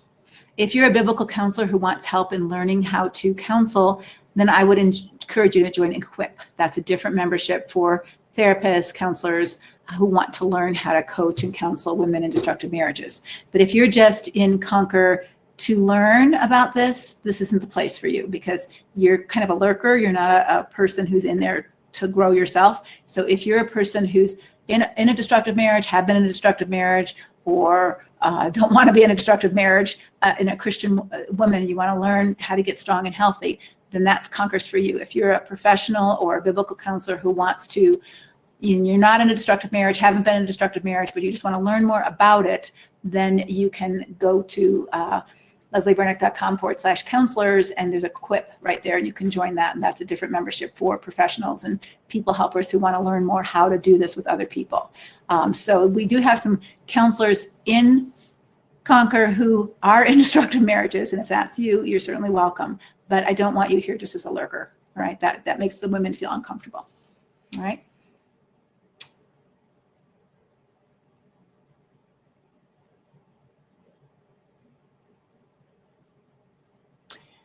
Kamana has been married for 3.5 years, separate for 2.5 months. How long should I wait to see changes?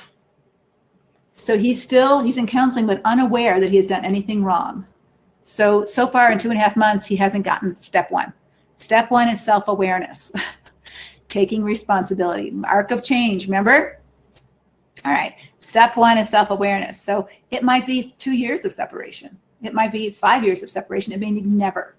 So don't put a time limit on your separation, because if he hasn't gone through the arc of change, then there's no, and old history, new history, there's no change. So if he's not even to step one, self-awareness, owning, taking responsibility, being accountable for what he's done, then he's still not anywhere near the arc of change, right? He's not even on step one.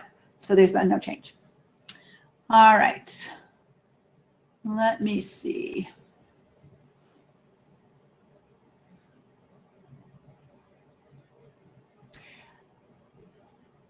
Krista, I didn't see any questions from you beforehand, so I'm not sure what happened to them, but they're not here. So let me just see. Yeah, I don't see where they are. So if you can repeat your question. I am learning that my husband is emotionally and verbally abusive. I showed him the abuse chart, gave him examples in each area of his abuse. He told me it was nonsense, a liberal woman's site. I pulled that off. I told him it was from the National Abuse Organization, and he refused to acknowledge any of it and was very angry about it. If he is unwilling to acknowledge and recognize it, what are the very first steps I should take? Do I try to make him aware? Good luck. Or set boundaries, or give him an ultimatum if he isn't aware of self-awareness? You're still trying to do his work. So here, I'm going to say it a different way, Stephanie. What is your problem? What is your problem? His problem is he's unaware, blind, and unwilling. What's your problem? Your problem is, I don't like being treated this way. Right? Your problem is, I don't like the way he treats me. You're labeling it abusive. He's saying it's normal. This is nonsense. This is stuff, right? So you're not going to change his mind. So what are you going to do about your problem? I don't like being treated this way. I don't like being treated with, this controlling behavior. I don't like it. What are you going to do about your problem? What boundaries do you need to set? What consequences? Where do you need to grow in order to be able to do that? That's your problem. Work on your problem, not his problem. He's not owning his problem. It's like saying, I'm living with an alcoholic. How do I get him to admit he's an alcoholic? You can't. Right? So now what's your problem? I don't like living with an alcoholic. He's scary. He's dangerous. He spends all the money. Okay, now what are you going to do about your problem? Define your problem, not his problem. And then you can work on your problem. All right. My grandchildren miss us. They tell others, but my son and his wife can't seem to forgive us. We made a mistake on boundaries, but they won't budge. They walked away with grandchildren, again, which hurts the girls. I don't know when to say enough is enough. I don't want to walk away from my grandkids, but they are so extreme. They punish us, even when we own up to our mistakes and ask for forgiveness. But he says they are taking a step back, and it's been a roller coaster ride for 5 years. The little one's birthday is in October, but we can call, but we can't call, text, or anything. That's heartbreaking. And, I think that, I don't know what you did to break boundaries. Maybe it was something that was pretty bad. I don't know. You didn't mention it. So I think from what I'm hearing is your children don't trust you. They don't trust you to honor their wishes as parents, and they don't trust you to be in the vicinity of their children. So if it was a sexual a breach of boundary or it was something else. I don't know what it was. So I can't comment specifically. All I can say is I feel for you that I have grandkids. I would hate that to happen. And forgiveness may still mean they don't trust you. So remember when I said sometimes consequences are permanent. So if someone molested one of my kids, I probably would never let them see that my kid again either. And I don't know if that's what happened or if it's something minor, like you gave him a cookie when they didn't want him to have sugar. I don't know. I don't know what it was. But I do think the question you can ask is this. I understand we've broken your trust. Not so much, why don't you forgive me? Because you're expecting trust to be automatic because you asked for forgiveness. So we owned our mistake. We're sorry. What can we do to rebuild broken trust? That's the question you need to ask them and see if they can come up with an answer. Or is the answer, I don't think we'll ever trust you again. You've broken our trust and it's not repairable. And sometimes that happens when you do something awful. And I don't know what you did or what happened. And it may not be awful. It may be, just like I said, you let them watch a TV program or let them stay up an hour later or gave them a cookie when they don't want them to have any sugar. It might have been more minor. But if it was major, then they may never trust you again with their children, even though you are the grandchildren. And that is a sad, sad consequence of our sin sometimes. And so I think that's part of accepting that reality. But I would ask them the question, we have broken your trust, or he has broken your trust, or I have broken your trust. I am terribly sorry about that. I'm learning about that. I'm doing my work.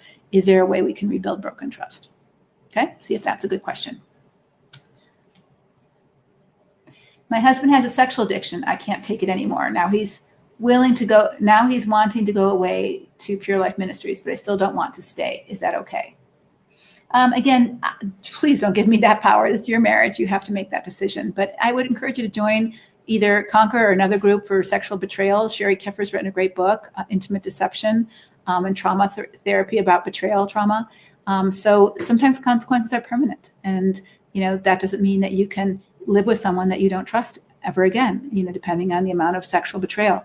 So I think that this is something churches really don't understand at all, is that when someone's repeatedly broken your trust, we have I had a client whose husband repeatedly raped her sexually, and because you don't have a right to say no, and it didn't matter if she just had a baby or whatever. I just came home from the hospital. My body is hungry for sex, and you're my wife, so I get to do this whatever you like or not. And when she finally woke up in Conquer and began to set some boundaries and finally left, he did say he was repentant and sorry, and his pastor really believed him. And she just said, I don't think I can ever live with him again. I don't want to ever have him touch me again. No, I'm not going to do it. And I think sometimes consequences are permanent when you have violated somebody in a horrible way. So I don't know what the details of your situation is. I think we can forgive people. If someone molested your children or someone repeatedly stole from you, you probably would never hire them again, right? If they were an employee. And does that make you a bad person? I don't think so. I think it makes you say, I don't know that I'll ever trust you again because your behaviors were pretty devious. And how would I ever know you're telling me the truth, right? I'll never know. That's the consequence of your repeated deceptions. So I don't think you need to beat yourself up over that, but just be honest with yourself. Okay. Your video opened my eyes to see that I am in a destructive marriage. My husband verbally, emotionally, financially abused me for 20 years and verbally abused our children for 8 years. I left him about a month ago. He says he's sorry, but I don't trust him. We are both pastors. I feel so broken inside. I need God to heal me and my kids. I want a divorce. He wants to reconcile. He keeps minimizing the damage his hurtful words caused. Okay, so that's your first red flag. He's not owning the pain he's caused. Remember we talked about him really accepting and being aware of the pain he's caused? So reconciliation isn't possible until he really understands the pain he's caused and is willing to do his own work. So I know it's hard when you're both in ministry, but I would encourage you to join Conquer. Conquer has other people in ministry, and I think it's really important that you get support from other women who can help you through this. But don't feel guilty like you have to rush it. I think you can say to him, I don't see you repentant. You're minimizing the damage you've caused. It's like saying, I molested your kid, but you need to forgive me, and it's not a big deal. I'm not paying for therapy from your kid. It's just one time. It's minimizing. It's not. You don't get to call, when you cause someone damage, you don't get to decide what the repairs are. You don't get to say, well, I crashed into your car, but it looks like $100 repairs for me here. You don't get to decide that. You don't get to decide what the damage is. And your husband is deciding that, which shows his entitlement and his abusive attitudes are still there. And he's not repentant. All right. How and where outside the church does my abusive husband, get an accountability partner? Well, he can get an accountability partner. So first of all, you can get an accountability from a good friend. You can get an accountability partner from a professional therapist or coach. You can get an accountability partner in a Celebrate Recovery group. You go to AA and get an accountability partner, get a sponsor. There's lots of places to get an accountability partner. I think what accountability partners are is you say to someone, I want to change. And when I'm in a bad space of tempting to repeat my old history, whether it's drinking, drugging, cheating, lying, exploding, whatever my old history is, I'm in a bad place, all right? I need someone to call and say, help, talk me down from the ledge. I'm not going to do that. And I need someone to ask me, so you said you wanted to stay sober. You don't want to drink anymore. You said you wanted to stay off porn. How you doing with that? You can only be held accountable to something that you ask someone to hold you accountable to. So if you're saying my goal is to do this, and I'm saying that publicly, hold me accountable. You can't hold someone accountable to something they haven't agreed to be held accountable to. All right. So let's say that you see your husband watching porn. You say, I'm holding you accountable for watching porn. He's going, like, who gave you the right to hold me accountable? Yes, you're my wife, but you can't tell me what to do. Right. That's the freedom that we have as adults. We can watch porn if we want to. So your problem is you don't like it and you're trying to control him. You can't control him, right? So someone has to say, I don't like that I'm watching porn and I want to be held accountable to that. The only thing you can hold him accountable to is that, hey, you promised to be faithful in our marriage vows. I'm holding you accountable to that vow. And if you don't want to be faithful, then my problem is I don't want to live with someone who doesn't want to do that, right? So my problem is I've got to figure out what I'm going to do because you seem to think that watching porn and being married is okay. That's totally against my views and how I want to do marriage with someone. So maybe you can find someone else who wants to do that. Probably not, but not me. All right. So here's where you have a boundary. This is okay for me. This isn't okay for me. You want to do that? Oh, good to know. Don't want to live with someone who wants to do that. Just like if your husband wanted to have a threesome. Okay, let's bring another man into the room, or let's watch, let's do videos and put them on porn site. I mean, all kinds of stuff they could ask you to do. No, it's not okay with me. I don't want to do that. This is okay. This isn't okay. If you want to do that, I don't think we're going to make it together as a couple because this isn't for me. I think that's when those are serious issues. Those are important statements to say where you have your boundaries, and it's important to learn how to do that, and Conquer can help you do that. I have been warned throughout my marriage, now financially dependent and severely depressed. How do I get out? I have no way to make money, and our 25-year-old son is dependent on us now. If I divorce or separate, will I have to pay something so I can get out healthy and get on my feet? I am so scared. I think this is the same issue for you, Martha, is that you need to get some help, all right? And you need to get stronger, and you need to do something. So start with a phone call to your domestic violence shelter to get some free help, or join Conquer and do your work, or ask for a scholarship, take some agency here, and do something in one area. And as you begin to build some strength in one area, you will begin to get clarity about other areas as well.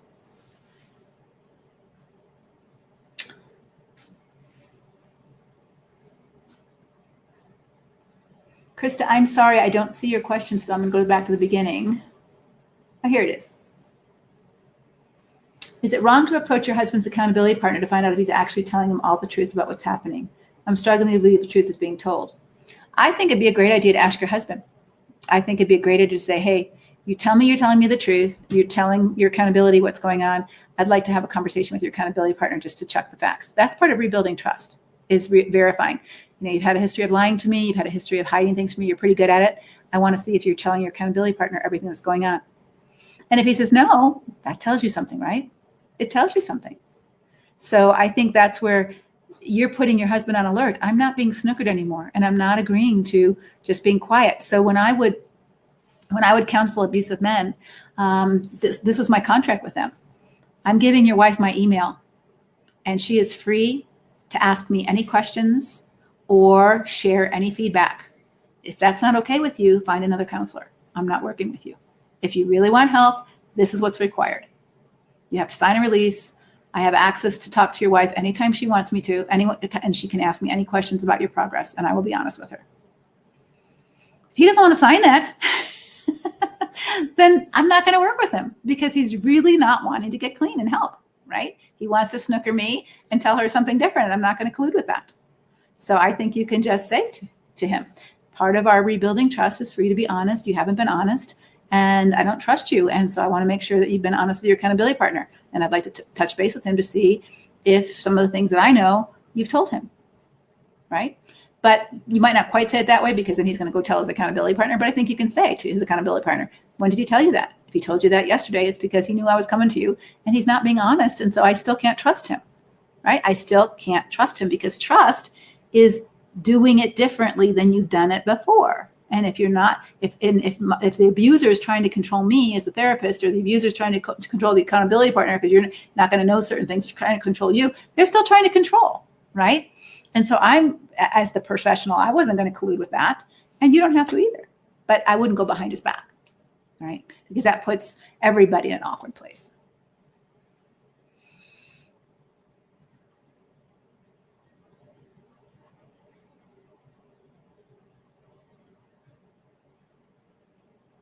All right, I've been separated from my husband for the last 3.5 years. He exhibited all the behaviors outlined here. When he first separated, the Christian counselor had us both read your book.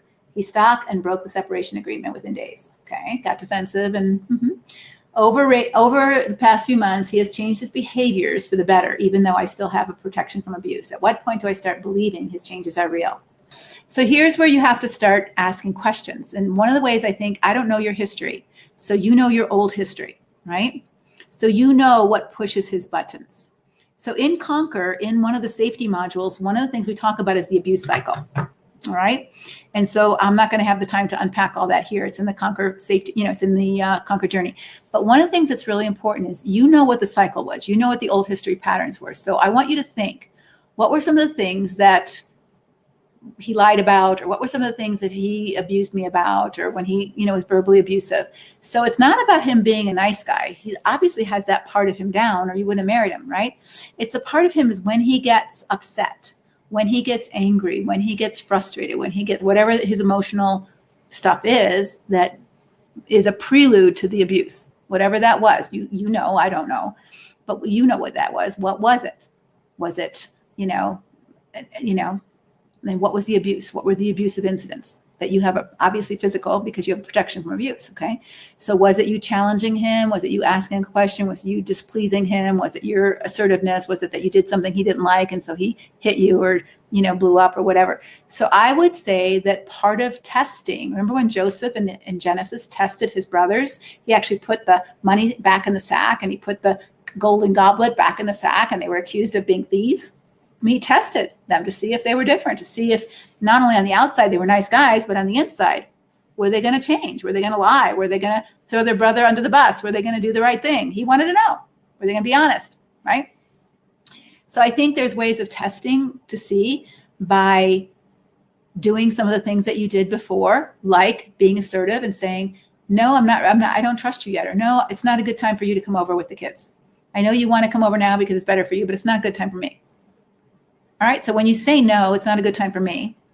And that used to enrage him. Like, how dare you tell me no? And he wouldn't say it quite that way, but it would elicit some verbal abuse. Oh, you're so selfish. Who do you think you are? It would elicit those kind of comments. So do it again. And you don't have to do it mean. Just say, no, it's not a good time for me to come. And notice what happens. Okay. What would be a good time? So now he's being respectful. He's being considerate. He allows you to have your no. That's new history, right? Or does he give you attitude? Maybe not the same kind of volatility that he did before, but there's still attitude there. So his behaviors change. He's not hitting you, but his entitlement is still there. You're not allowed to say no to me. How dare you say no to me? And you can sense it. So here's where you have to begin to not poke the monster, but you need to test whether or not you have is there mutuality? Is there reciprocity? Is there the freedom to say, no, I don't want to do that. That's important to me. I'm not going to do that. That's not good for me. That won't work for me. I don't like that. And what happens when you do? Is there attitude? Is there shaming and demeaning and mocking and silent treatment? It might not be hitting anymore, but is it something else? Or is there respect and care and honoring of your boundaries. So those would be ways to test.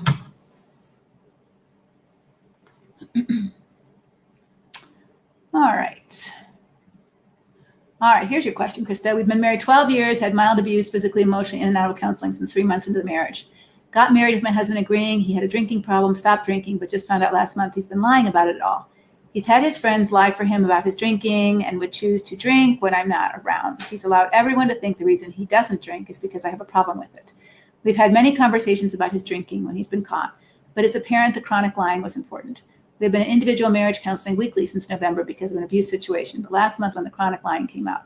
How does one move forward when it feels like there's no love? Lying the entire marriage doesn't look like love to me. I am an avoidant by nature, trying to own my feelings, but haven't even cried about this. So Krista, I think you have your own work to do. So it's not about fixing his alcoholism or his lying. It sounds like he wants to drink. So I think this is a really empowering statement. And I think this is where Conquer helps women do their work, right? So first of all, what is it about his drinking that's so upsetting to you? That would be something that you need to think through. So it's not about, maybe it is about drinking because your father drank and you told yourself you would never marry anybody who drinks, and he feels that's controlling. Why are you controlling my drinking? And I'm responsible with my drinking, right? So it might be that he feels like you're, trying to make him into somebody he's not. And he likes to drink as long as he's not violent or destructive or careless financially or those kind of things. So what's your problem with his drinking? Right? That's the first question you have to ask yourself. The second question is that a deal breaker for you? Is it a deal breaker for you? I had a client who hated any boyfriend who drank, and it was a deal breaker for her. Just because she hated it, she didn't want to marry anybody who drank, and it was a deal breaker for her. And she had childhood issues that just made it a deal breaker for her. She didn't want anybody who drank or smoked, and that was it. And if they did, she was done with them, right?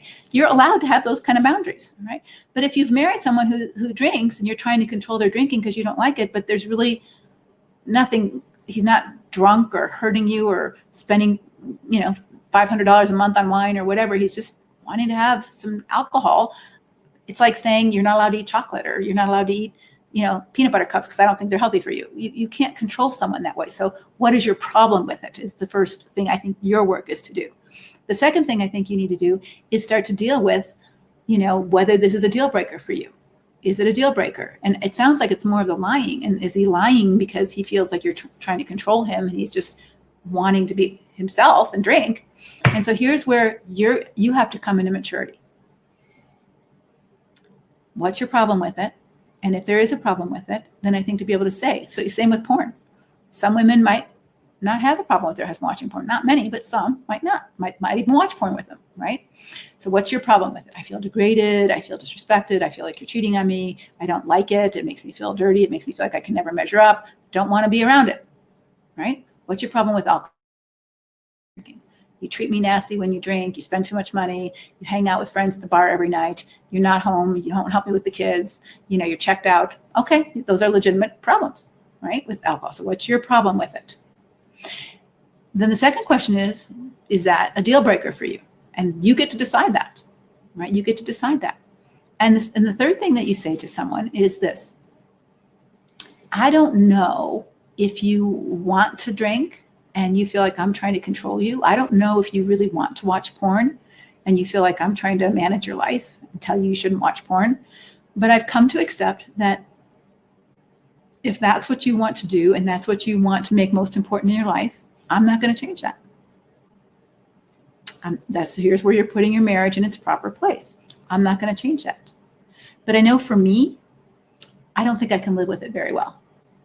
So I have to decide now, what my next steps are, because I don't want to be nagging you my whole life about this. And I don't want to be angry with you my whole life about this. And if this is the kind of person you want to be, you want to spend 3 nights a week at the bar with your friends, or you want to spend 3 nights a week in the office watching porn and masturbating, if that's the kind of man you want to be, okay, but that's not the kind of man I want to be married to. It's just not for me. That's not my idea of a healthy marriage. It's not my idea of a good relationship. I don't want to be resentful toward you the rest of my life because you choose to do that. So I've got some heavy work to do about what my next steps are. All right. So this is taking your problem. I don't want to live like this. This isn't for me, versus trying to change his life. If he doesn't want to change his life, he's fine drinking, he's fine watching porn, he's fine cheating on you. I think it's okay for you to say, if this is who you want to be, I'm not going to change that. And I think that's part of honoring their choice and their freedom to be who they want to be. However, if the issue is, I don't want to be this way either, I'm just caught in a sin, I'm caught in an addiction, then you have all the power to say, okay, well then what are you going to do about that? If that's not who you want to be, then what are you going to do? Because I don't want to be married to someone who wants to be that way. So if you don't want to be that way, okay, maybe there's hope. But now what are you going to do to fix this? Because if you don't want to be that way, then you've got to take some ownership of how you're going to fix this, right? And only he can take that ownership. You can't. So I'd encourage you to join Conquer. You get a lot of support. All right.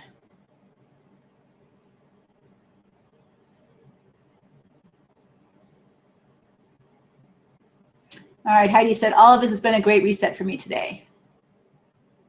All right, good. I think we've got everybody, at least from what I can see.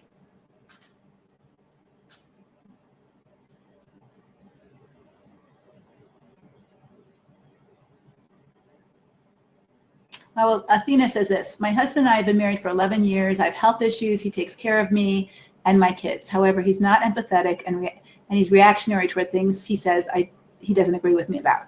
He also ignores me and is not affectionate. We've been to therapy. He apologizes quicker, but the behavior still hasn't changed. I am still ashamed when I want affection when it's not on his terms or we haven't gotten to the honeymoon phase. What's the next step? Is a separation a healthy alternative? I think a separation, I can't, what's the separation for, right? That's, I think, the question that you need to ask yourself. What's the separation for? Is it for your safety? Is it for your sanity? Is it to wake him up? So I think that those are the three things. Is it safety issues? I'm not safe. Is it that I'm so depressed, I can't live like this, I need a break? Or is it that, hey, you decide the kind of person you want to be, but I don't want to live with someone like this, right? So those are probably the reasons for a separation. And I'm not sure I'm getting what the reason would be here. So on the one hand, he's empathetic and he's taking care of you. On the other hand, he doesn't want to give you as much affection as you want or when you want it. And so I think, again, is this a disappointing marriage or is this a destructive marriage? So I think you have to kind of weigh what are your deal breakers and how much of this is going on. And there is no perfect husband. There is no perfect husband. Maybe he has some issues with it being affectionate. Maybe he has some family history that he never did that. And I think we have to give allowances for one another's weaknesses and faults without demonizing each other, right? Nobody's a perfect husband. You're not going to get everything from everybody. So I think you need to ask yourself, what are the good things he's doing? What are the things that he's doing that I don't like? And are they harmful or are they just disappointing? And are they harmful because I'm telling myself a bad story about them, like he doesn't care, and he's a bad person, and he's really hurting me? Or are they harmful because, he's hitting me and lying to me and financially, cheating me out of our joint assets and, legally maneuvering things so that I'm left with no assets to take care of our children? So that's harmful. But if he's just inadequate in certain areas, I think everybody's inadequate at some areas in marriage. Nobody has all 52 cards in the deck. So I think that's part of what I think you have to wrestle with. Is it a disappointing marriage or is it a destructive marriage? And if it's a destructive marriage, in what ways are you not safe? In what ways has trust been broken? If you're saying, I need to trust him that he'll do whatever I want whenever I want, good luck. Nobody has that kind of trust, all right? Because we have the right to say, no, I don't want to do it right now. I'm tired, or I can't, or I'm busy, or I'll take care of this later, or this is really awkward for me and it's hard for me to do this, but I can do that, right? So I think that those are ways that we also have to be mature in our understanding of relationships, that nobody can meet all of our needs all of the time, right? All right. My counselor feels that my husband has a very low level of empathy or any actual inabilities. So therefore, it's not an intentional abuse. I feel I can no longer exist in the system. The emotional harm is huge and my health suffers. I am separated. He has not reached out to me at all. If lack of empathy is genetic, does that mean anything different for the route I should take? I think that, a lack of empathy can be really painful in a marriage. And some people do just have a hard time with it and don't understand the pain they've caused, and they have no ability to have that. And, only you can know the damage it's causing you. I mean, I think this is where Christian counselors and pastors like to be real methodical, like, well, this shouldn't bother you. If you were a stronger person, this wouldn't bother you. I don't think that's true. Each of us have hurts and harms in our own way. And maybe living in a sunshine state doesn't bother certain people, and other people who've had bad sunburns or bad skin cancer, it bothers them. So some environments bother some people more than other people, and I don't think we should judge this shouldn't bother you. It does bother you. It makes you sick. And so I think you can have empathy for your husband. I think you can say, I feel for you that you don't have the ability to connect and you don't have the ability to show your heart, but I can't continue to live like that because it's toxic for me. And probably he won't even care if he doesn't have empathy. It's not going to hurt him as much as it hurts you to say that even, right? All right, I've got one more and then we're going to have to go. Tori, divorced from my narcissistic personality, truly diagnosed in full-time ministry. Question, how do I help a child who goes to dad and experiences gaslighting? Blame shifting, son is 8.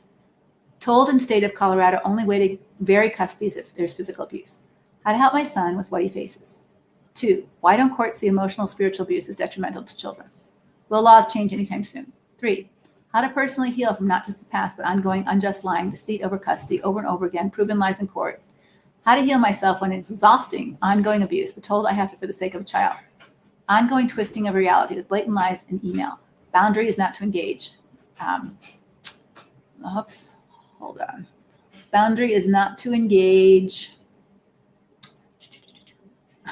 My thing keeps popping down, so hold on, I keep losing it.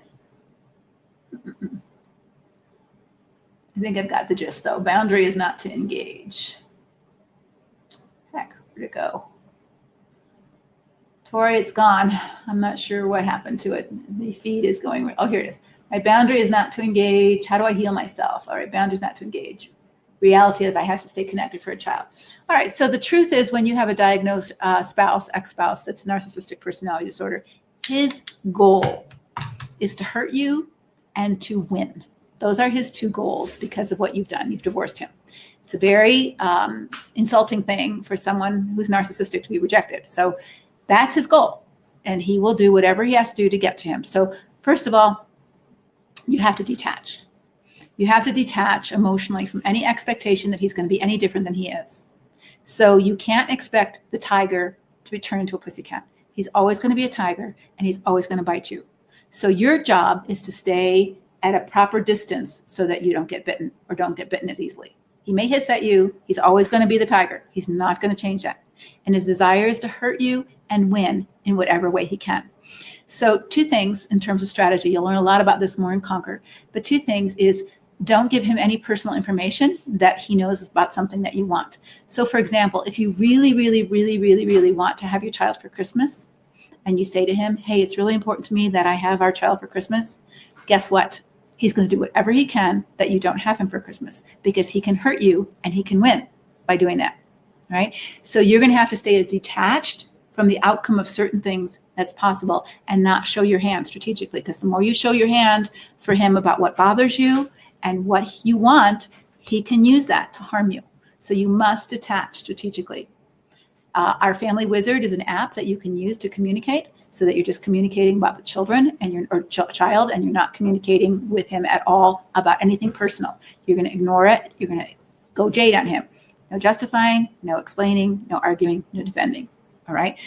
Gray rock is another term we use in Conquer. It's a term that's on the internet too. It's sort of like you picture yourself like a gray rock. So let's say he's yelling at you. What does a gray rock do? Nothing. They don't retaliate. They don't respond. He's demanding that you do something for him. What does the gray rock do? Nothing. Right? You're just not feeding his narcissism at all. Because the more you feed it by objections, by arguing, by defending, by explaining, you're still feeding his narcissism. Right? So you have to practice. That's your work to do. How to help your son is, I think you can just say, mommy and daddy got divorced for a reason, and daddy's house is going to be different than my house. Just like if your kid was having to go to grandma's house and they had different rules there, or he had to go to the hospital and there's different rules there, right? So daddy's house is different than my house. And sometimes daddy says things that he says when he's mad. And what I want you to do is I want you to picture, maybe with, and I don't know your son, so you have to kind of see what he needs. But, one of the things I would say is, I want you to picture when you go over to daddy's house that you put, those plastic face shields down, that you've put your face shield down. And that whatever daddy says to you is not going to get inside your brain. When he says mean things, that's just daddy. Daddy sometimes says mean things when he's mad. And, daddy still wants to be your daddy. He still wants to see you. But sometimes he does say mean things. He said them to mommy too. But I just want you to picture that your shield is down and that it doesn't get inside your brain. It has nothing to do. It's not about you. You're just a little kid. You're 8 years old. Daddy said those mean things to mommy too. So I wouldn't say that if he doesn't do that. But if he does do that, I would clarify for your child the truth. So we can't protect our children from all hurt and pain. We just can't. But we can teach our children how to process it. And so, for example, when they're rejected from the team, right? Or they have a mean teacher, we can't be lawnmower parents where we're, making sure the kid's path is totally free of any obstacles. We just can't do that. All right. That's not helping our children. But we can teach our children how to cope with obstacles on their path, like barking dogs and mean kids and teachers who aren't fair and coaches who have favorites. That's life. And we have to teach our kids how to deal. And so part of your job is to equip your child to go to his dad's and come home relatively unscathed. And so based on what his dad does and the games he plays, I think to help your child have some strategies and some equipment mentally and psychologically to go there, having boundaries and things like that, will help him. So maybe, hey, when you notice that daddy's drinking beer, probably a good time to go play your video games because daddy's going to get meaner when he drinks beer sometimes, right? So go in your bedroom and get ready for bed and go play video games, right? Or when you notice that daddy is starting to, pace around a lot, whatever the patterns are, then probably a good time for you to just not argue with him anymore because you know how mean he gets, right? That's daddy's problem, not yours. But here's a way that you can not get in his way, right? So those would be ways as you teach your kid to be stronger in the moment. Help him to have more efficacy instead of just feeling like a helpless victim or a target. Courts right now care more about the rights of a parent than the welfare of a child. It's just how it is. And the more you start bad-mouthing a parent in the court, the more they're going to feel that your parental alienation is strong there and they're going to be guarded against you. So be careful there. Tina Swithmore, I think, is a secular book on divorcing a narcissist, and she talks a lot about the courts and with kids and all that kind of stuff. So you might want to look up her site. That may be helpful for you. All right, guys, I am going dry. I'm losing my voice, and I have another webinar tonight, so I'm going to have to call it quits for now. But I hope that you consider joining Conquer if you have found this helpful and you're still here, and we still have quite a few people here. So if you're still here and this has been helpful for you, understand that Conquer is this on steroids. We taught, but it's a more intimate time. I teach videos every month. We do Facebook Lives. I have other coaches that help. So there's other people involved here.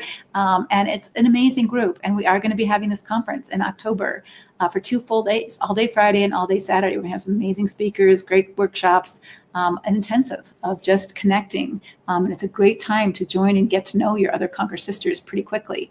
So we only are open twice a year. And this is our open now in September. We probably won't open again until March or April. So we close our doors because we just want to welcome all the newbies and help you all get acclimated and get acquainted and get involved and get connected so that you don't feel like you're lost and you don't know what you're doing. And that takes my staff some time to do. And we don't, I'm sorry, but we can't open our doors every month because it just would take too much staff time to do that. We really want to take care of those of you who join right now.